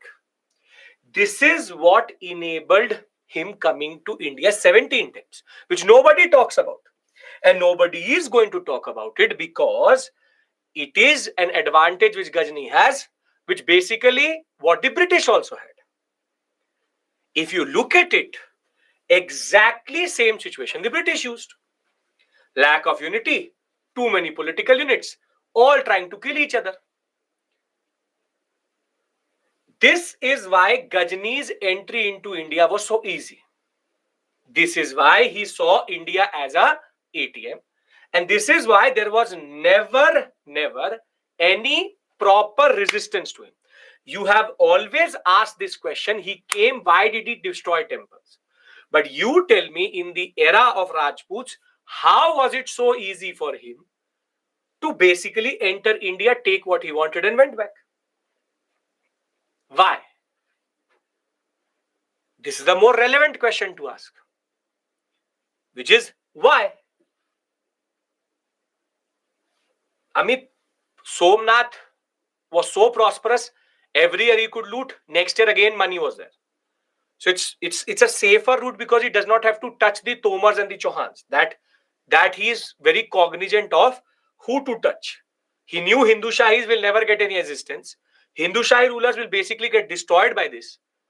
But the question was, and the question is, why did he come to India? No territorial ambition, socio-political, not even socio-political, politico-economic reasons, along with religious connotation. And none of them showed any form of unity because of feudatory mentality. Now do you get it? Why do I say that the Satavahanas and the Guptas started to stir a certain type of poison into India, which will later come back and in a way, destroy India itself. Now do you get the point of that discussion? The reason why we are not giving united assistance or united, what we call as attack or united idea, is because there is no unity, and that lack of unity is because of political fragmentation. Political fragmentation means feudatory mentality. Clear about these three things? Okay. Now I want to just read this portion out to you. 100 to 1200 rapid changes in Central and West Asia. The Turks were becoming more and more important. Abbasid Caliphate was declining. Within them, they started as palace guards. Under the Samanids, they become important governors. Now, towards the end of 19th century, Samanids lead to the Ghazi soldier Ghaznavids. Ghaznavids take over and establish their own empire, which is called the Ghaznavid dynasty, in which Mahmud of Ghazni is going to rule between 998 to 1030. He will be remembered in Iranian culture as the protector of the Islamic culture from non-Islamicized Turks. But in Indian history is known to be the one who entered in the Indian subcontinent multiple times. And he's invaded India 17 times. He never had territorial ambitions, was religious but had a political connotation. And this comes out of the Shahnama written by Ferdowsi, and also Al-Biruni was writing the same point of time, and evidence also tells us. So we are talking about the 9th century at this point of time, 9th century. And therefore, what is the difference between feudatory mentality? Feudatory mentality leads to lack of unity. Are we all on the same page about Ghazni? Because I want to take the story forward to Battle of Terrain. Are we all clear about Ghazni and why was it so easy for him to come to India, do what he did and went back? Yes? All clear? Perfect. Now Ghazni has died. And as always, with very powerful rulers came very, Sakshi, I've already answered you. Feudatory mentality leads to lack of unity. Feudatory mentality is I don't care culture, and that in turn leads to lack of unity because then political units are disregarding each other's importance. 1030 to 1117 is a period in which from Abbasid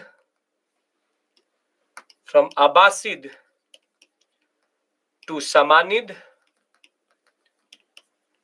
to the Ghaznavids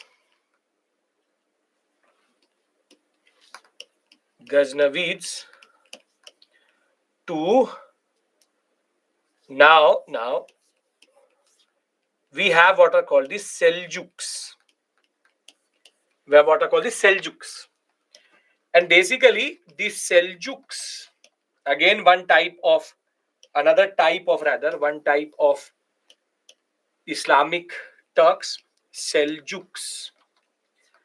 They rule beyond this line, but they were not that powerful enough to touch India. But in India, something very interesting happens. And what happens is that the Cholas are still chilling in the south. They don't care about what is happening in North India. But there's a process of what we call as consolidation. The Chauhans are able to capture the Tomars. Chauhans operating from Ajmer will capture the Tomars of Delhi and establish the Chauhan dynasty. In north, the Gahadwalas under Jay Chandra is going to establish himself in the Doab region. Here, the Senas will emerge along with the Chandelas the Solankis, and the Paramars. In between somewhere, very small dynasty will be destroyed later. But the de facto border now becomes the Chauhans. If you want to enter into India, you have to face the Chauhan, Gadwalas, Solankis, Chandelas, Senas, and the Cholas. Paramar, minor power, rule from the Ujjain sector for a short period of time. Now, this is called consolidation. If you look at it, this is called consolidation.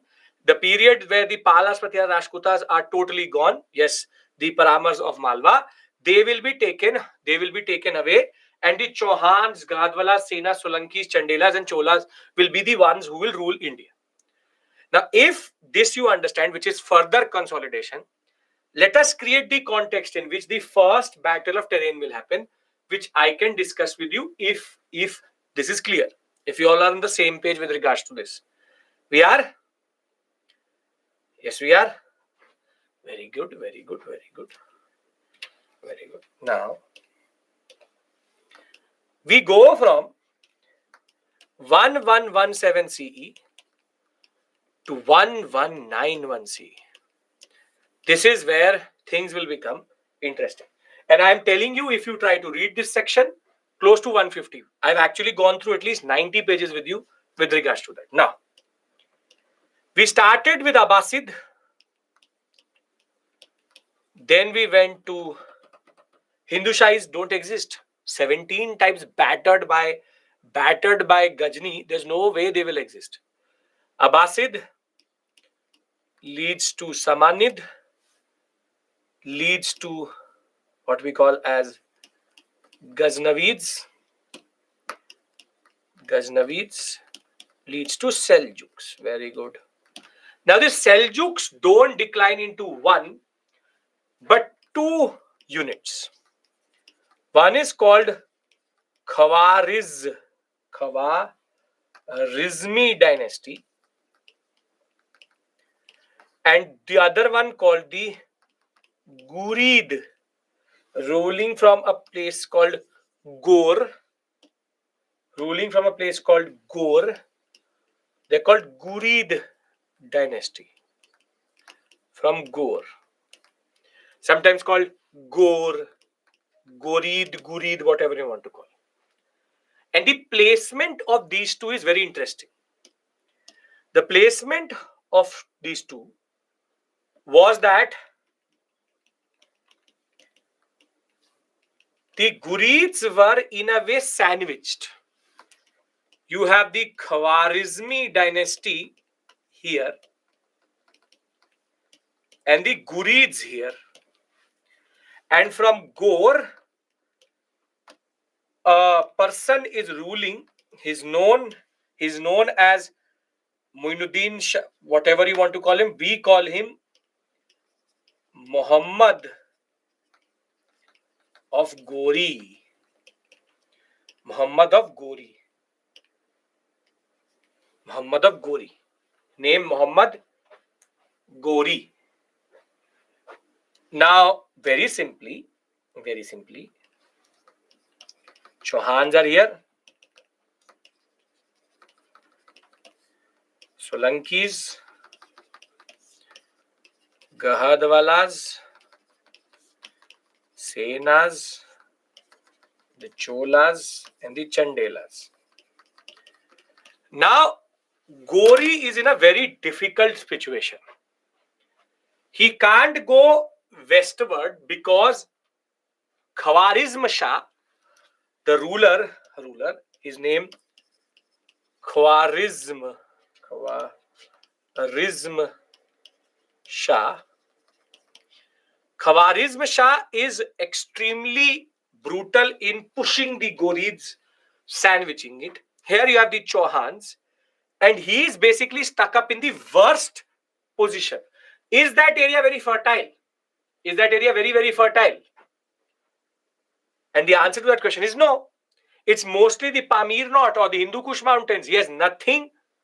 So now Gorid is not in the situation the way Ghazni was. Now this is how Ghazni and Gori are different. Gori did not have a chance to go towards the west. Ghazni was going towards the west, so he didn't care. And therefore, Gori now chooses to thrust into India and will meet a legendary king called Prithviraj Chauhan in a place called Terrain. Modern day Haryana, Punjab sector. The question is, why did he come to India? He had territorial ambitions because he knew that India was very, very, very prosperous. And because Gore was caught between these two, he had no other option. Now, the question is, what happens in the first battle of Terrain? And what I've tried to answer through the past close to an hour itself, I've tried to answer why did Gori come to India? If you look at it, we started with the Ghaznavids. Ghazni had no territorial ambition, so he just used the chaos of India to loot Somnath. Thereafter, India got consolidated into these Rajput dynasties, and thereafter, Gore was caught up in between two dynasties. One he has Chauhans, the other one he has Khwarizm Shah. Khwarizm Shah is too powerful, so he takes a chance and enters into India through the Khyber Pass, and now sets up the first most important battle at Terrain, which is called the First Battle of Terrain. It's called the First Battle of Terrain. If we understand this, I can then talk about first and second battle, and then I have to give you the master timeline, which I have not given you till now, which I'll give it to you today. I need half an hour for that. I have very well placed it in such a way that we can talk about Delhi Sultanate tomorrow. We can talk about the first battle of Terrain and second battle of Terrain. No, Indus is not with Khwarizm Shah. He's holding the Iraq, Iran sector, Afghanistan. Are we clear? I have not given you the master timeline. Yes or no? I've given you. I don't remember. Have I given you the master timeline? No, right? I'll give it to you. Don't worry. Okay. That is something more important than this. Can I talk about first and second battle? Okay. Now, first battle of Terrain between Prithviraj Chauhan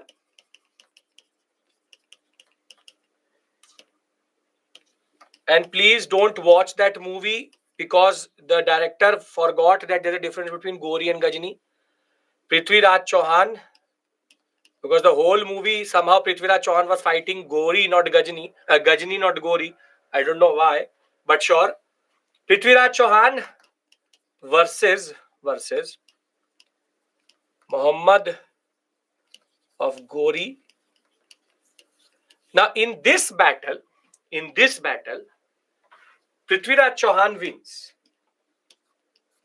He wins, but by a margin, because Gori came underestimated, and he also did one more thing, which is he did not bring full army. Now, once Prithviraj Chauhan wins, the first thing which he does, you know what? He writes to the Gahadwalas and to the Senas and to the Chandelas and to the Solankis that there's a person called Gori. I fought with him. He has gone back, but he will come back. And when he will come back with a bigger army. And we all should come together because second battle of Terrain is going to happen for sure. And remember and be reminded of the fact that think what or guess what the answer of all these Rajput dynasties was. And the answer was not our problem. Not my problem. And there's a very legendary story that Jayachandra betrayed his own son-in-law in the form of in the form of Prithviraj Chauhan. And as predicted by Prithviraj Chauhan, the second battle will happen 1192, second battle of Tarain, and Gori will win and establish the Guridian Empire in North India. Now the question is, how was he able to win? These are two questions we need to answer. Then the master timeline. The answer to this question is Rajputs, we already know. Tomars ruling feudatories of Pratiharas, ruling from Delhi, Haryana, the ones who had found the Khilapuri, which is Delhi, Anangpal II, and later the Chauhans will capture the Tomars. Thereafter, the Chauhans, Rathors, the Sisodias, the Chandelas, the Paramas, Senas, and Solankis will become the most powerful Rajput dynasties. But our focus is on the Chauhans of Delhi because they will become the de facto border after capturing the Parmars of Malwa and Ujjain itself, shift the capital to Delhi, and Prithviraj Chauhan was the most important ruler. This already I've told you. Now, Ghazni will decline. Ghazni will give rise to Seljuks. Seljuks will give rise to Khwarezmi Empire. Khurasan, the bone of contention between the two, was captured by Khwarezm Shah, and Gurid or Muhammad of Gori, Shahabuddin, Muzuddin Muhammad bin Sam, whatever you want to call him, will have no other option but to move towards India. And that in turn will set up the first and the second battle of Tarain. First battle of Tarain lost by Gori, second battle won. Now, if you give me permission, I would want to talk about why were they able to do it, and then we talk about the master timeline. Can we discuss that? Why? We all on the same page? I have given you the summary of struggle for North India, 150 to 160 pages of Satish Chandra, setting up the concept, why did the first battle of Tarain happen? And I hope that now there's a certain story in your mind which you can connect with, and you just have to know the story. Now, the people which I've talked about, you, I hope, also understand it. That when somebody says Ghazni, somebody says Gori, Chauhans, Paramas, now you are capable of that. Hindu Shahis, you're also knowing about it. Yes? Okay. Now. The reasons why the Turks one can be done into two parts. First is called socio-political. Why Rajputs lost.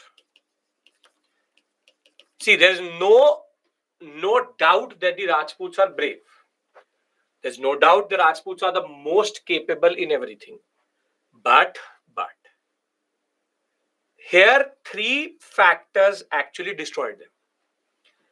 First is feudatory mentality,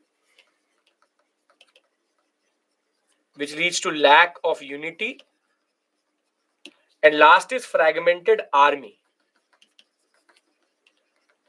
See, feudatory mentality meant that nobody was ready to come together, and the Chauhans alone faced Gori. Second, lack of unity means that even when Chauhans wanted an alliance, there were issues.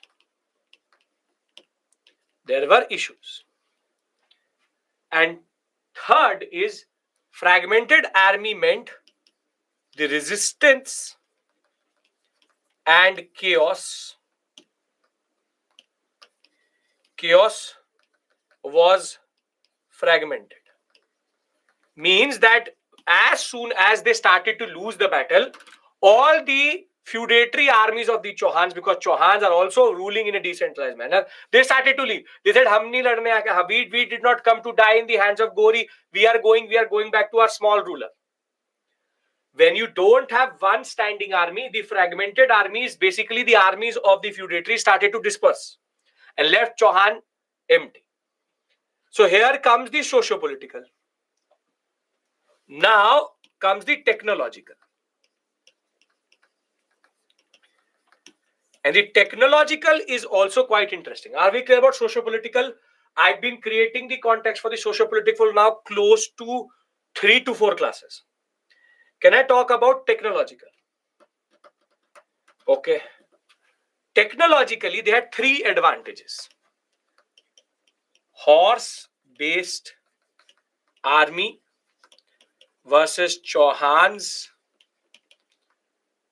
elephant army. Second, iron stirrup. And third is called mounted archers. They're called mounted archers. Horse-based army means that they are faster and are very quick in battlefield, whilst an elephant-based army is very slow. They cannot change directions very quickly, and when a horse can go and do on the trunk of the elephant, if it hits on the trunk, the elephant gets startled and it will basically remove everybody on the back of the elephant itself. It is one issue. Second is iron stirrup. You would have seen this for sure in your life. When you have ever seen a horse, you would have seen something like this on the sides, in which you put your leg like this. Have you seen something like this? Have you seen something like this? This is called iron stirrup. This is called a stirrup. Now, basically, they had what are called iron stirrups. Stirrup gives a lot of what we call as grip over the horse. It gives a lot of grip over the horse, so you can ride very well. And that grip will be used by archers on horses. Basically, our archers were just on one position shooting the archers. Their archers were on the horse. And therefore, they were able to move around and because of the stirrup, hold their position and kill anybody throughout the battlefield. It is basically meant that the mounted archers created so much chaos in every part of the army that everybody started to leave and leave Prithviraj Chauhan alone itself. And this is where the idea of or the concept of why the Turks won comes through. Again, this will not come as a question to you, but you are entitled to know it. Now here I stop. Tomorrow I pick up the story from Kutubuddin Aibak Yaldu's establishment of Delhi Sultanate and the political history. We already know that we don't meet on Thursday, Friday. Class cancelled. We'll do it on Sunday. We'll do it on Saturday, 6th January. So, can I now talk about the master timeline? If everything since the beginning is clear, which is the Cholas, their concept of what we call as Devdana and all grants, Uttamayur, Ur, Sabha and Nagaram, and the consolidation of North India and how Chauhan versus Gori came about. Can we talk about master timelines? Yes? Perfect. Okay. Now Delhi Sultanate we do tomorrow. I want blank slides and I am taking that. I need 3 to 4 blank slides. Okay. So remember slide number 29, 30, 31, 32 is going to be where you're going to do. Can we discuss new topic? No, Karaku.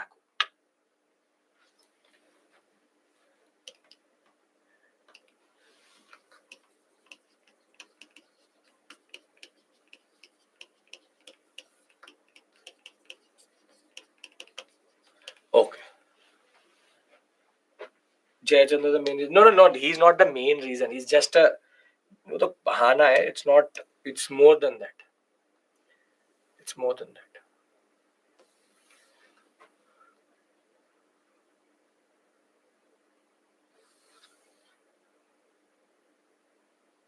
I'm not giving you Turkish timeline.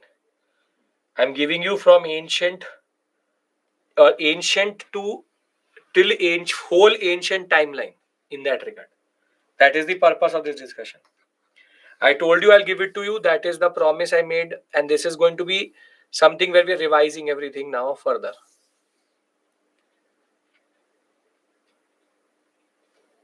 Kar diya, Sakshi. Turkish invasion has been removed. It is not showing. Refresh. I have removed everything on the slide. It may not be reflecting on yours. It may be reflecting on some. Happens.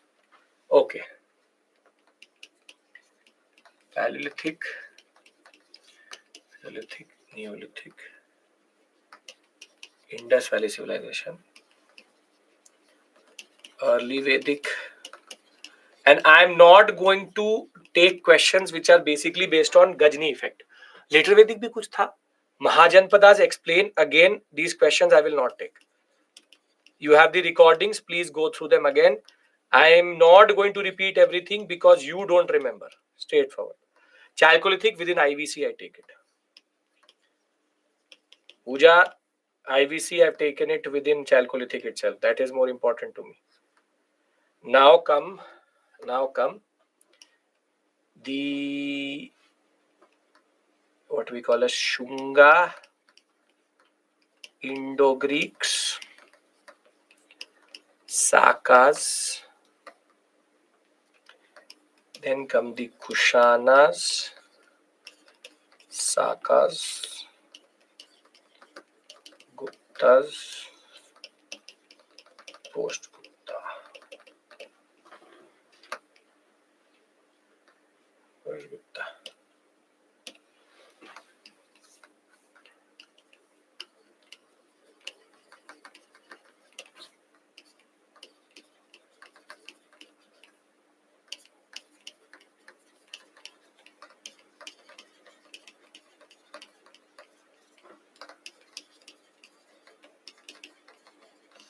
नहीं भूला सतवाहनास, लिखा है Satavahanas. See, if you get the logic why I've made an internal line, you would understand it. South India, Vakatakas, and here would be Chalukyas, Pallavas.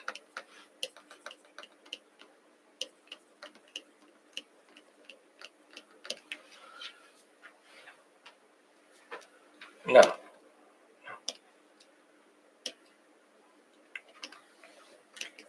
no state.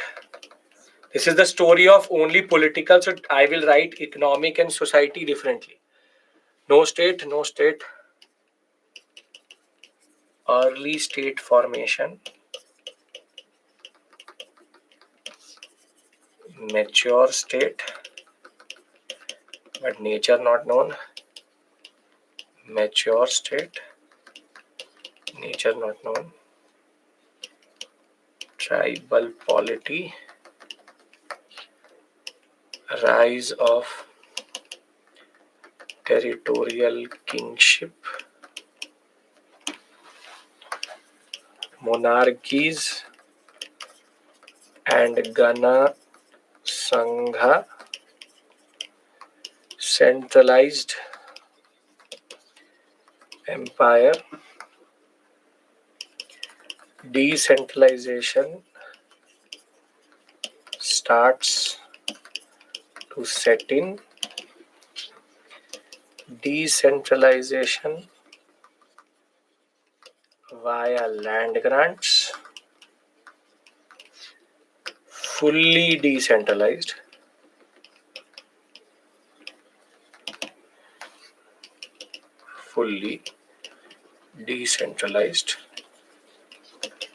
feudatory politics. How did you master in notes making?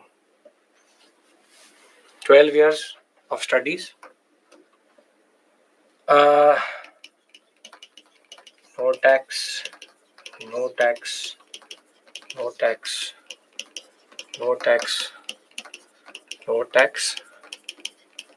Taxation starts.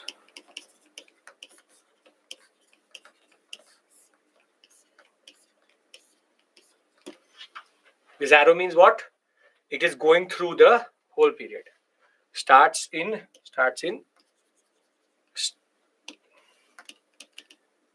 later Vedic period. Thereafter, anything else we can add here? Not really. I will then move to economic. Can I go to economic? And then to social. Can I go to economic? Yes. Political, more or less clear. Okay.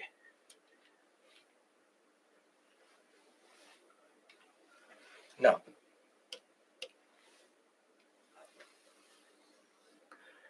coins are part of economic. Puja.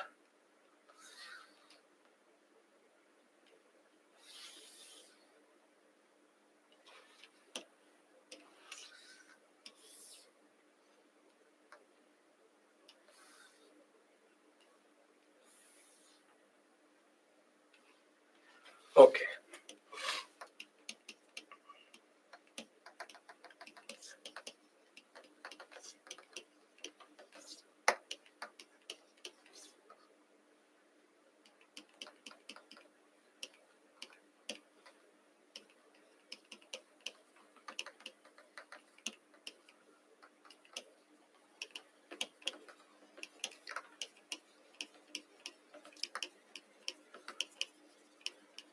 Mahajan Pradas. Taxation is a very what we call as political thing. Here I only write post Maurya because we don't have to go into each and every same thing. Thereafter, Gupta, Vakatakas, post Gupta. Now, economic. This is called hunting and gathering. If you can remember this over a period of time, then 80% of the questions can be answered through this only. Mesolithic, hunting and gathering, plus animal husbandry, what is called domestication of animals. This is agriculture plus animal husbandry, AH, plus hunting and gathering. Hunting and gathering. IVC, agriculture plus hunting and gathering plus animal husbandry. This is pastoralism.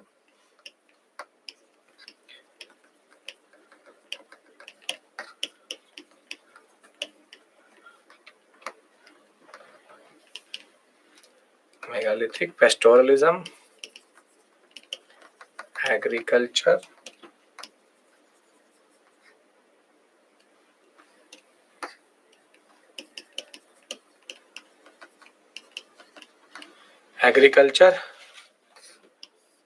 thereafter same thing. Then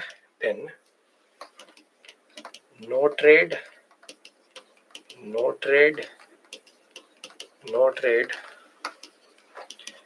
internal and external trade, no trade. This is agro pastoral, no trade. Now, revival of trade, both internal and external, rise of Roman trade with Sangam polities, highest point of trade,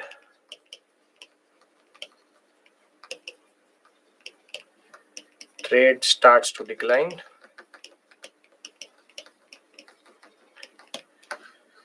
urban contraction, and trade declines fully. Thereafter, first coinage, punch marked coins, proper coinage,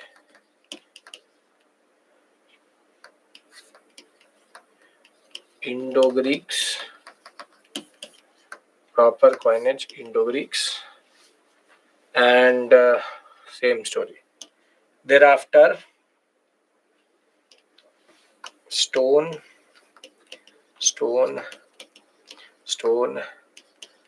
copper and bronze, iron known, iron used,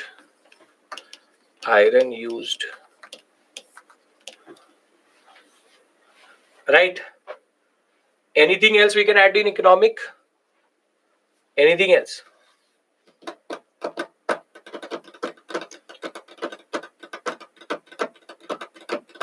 Nothing more? Can we go to social then? Women's participation social.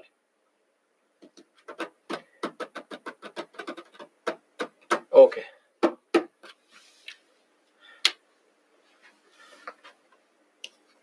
Currency already added. That is what is coinage. Fire and all smaller points you can remember. यहाँ बड़ी बड़ी बातें हो रही हैं.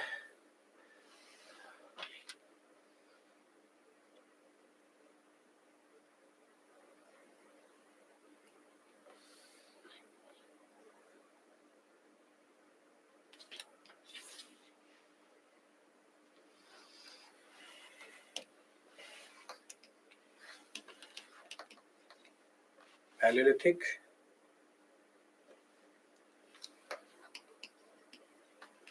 Mesolithic, Neolithic, IVC,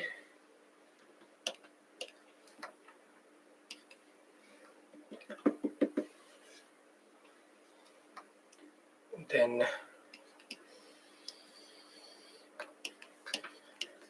Megalithic, early Vedic, later Vedic, Mahajanapadas, Mauryan and Sangam, thereafter post-Maurya. We don't need to divide it into two. Gupta, post-Gupta.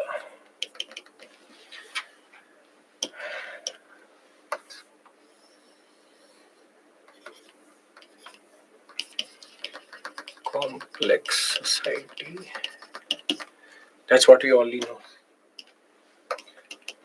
Simple society,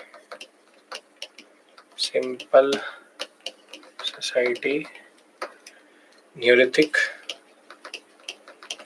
complex society due to surplus, complex society with occupational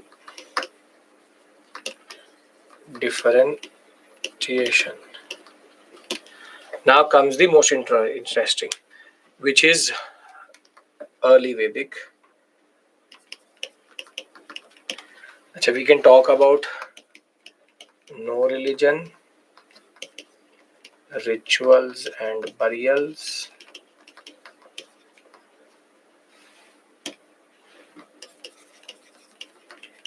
naturalistic rituals and naturalistic religion. Naturalistic religion, egalitarianism with occupational differences,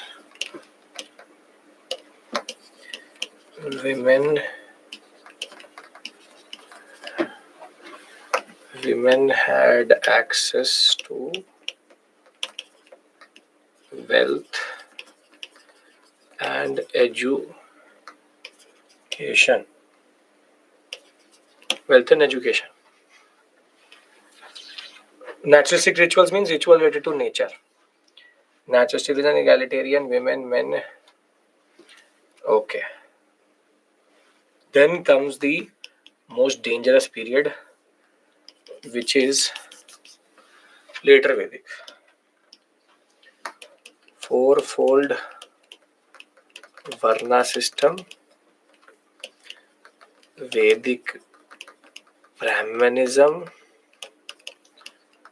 social exclusion, what we call as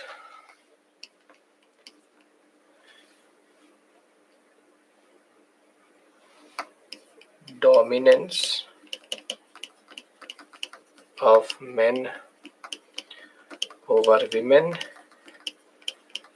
Women now, thereafter, women have no access to wealth or education, and patriarchal society, proper patriarchal society. Mahajanpada is the period of rise of three new religions, which is Ajivikism, Buddhism, Jainism. Mauryan period, rise of untouchability,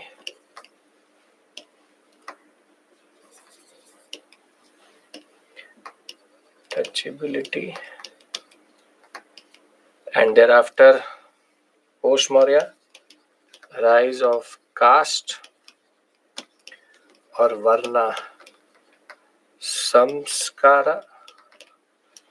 Thereafter Gupta, rise of Puranic Hinduism,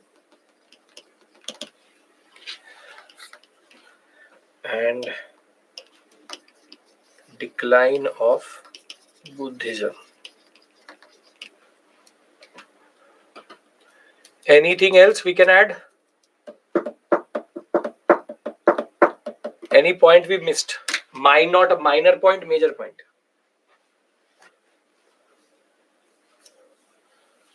Rajan and all is too minor a point. Don't clutter main timelines. Okay, you want first or second urbanization? First urbanization. Second urbanization.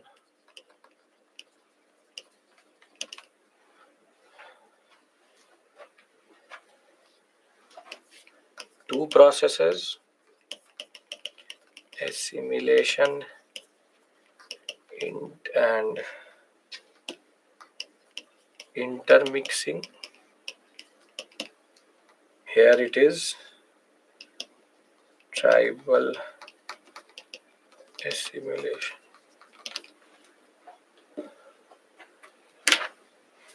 Dasa Dasi you want to add? Dasa Dasi will be here only. Dasa Dasi tradition.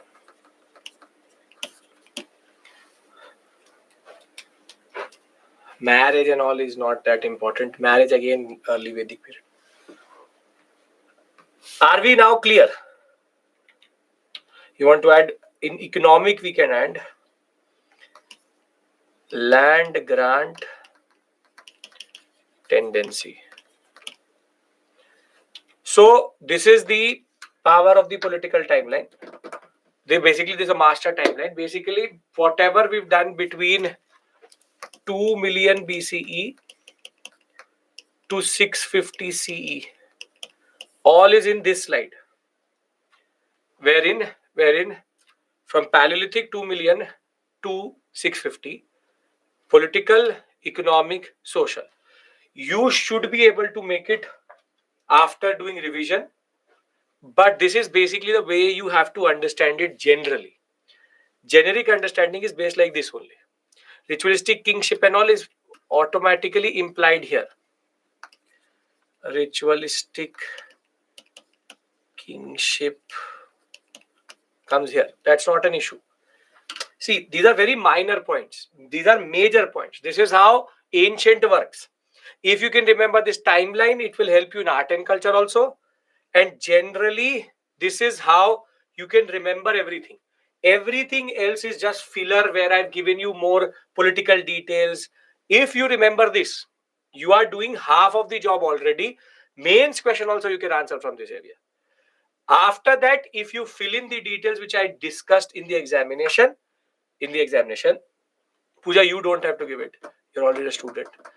The simple point is medieval master timeline once I've finished medieval. Right? Medieval also I'll give you master timeline like this. Everything will be shared. If we all are clear, tribal assimilation means tribal societies now assimilated by the Gupta land grant giving tradition. Again, something which is too theoretical to discuss here. I'll leave you today early because you have a webinar with Mukesh sir. If all of this is perfect, we can then end the class. Yes, master timelines and the story of how North India changed over a period of time. Yes. Second and third point of technological was iron stirrups gave them better grip, gave them mounted archers. Mounted archers could kill across the whole sector itself. All clear? Perfect. So I see you tomorrow, same time, Delhi Sultanate. You can go to the webinar. Use stirrup is nothing but what the horse in which you put your legs. It is rihat. I think, what is the word for stirrup in Hindi? Does anybody know that? Role of Jay Chandra, not important for us. I don't care about these stories and fables. Can anybody tell me what is the syrup called in Hindi? Rikab. Not lagam is this. Rikab. Rikab, if you understand that. Okay. Thank you, Mustafa. Thank you. Take care. And see you tomorrow.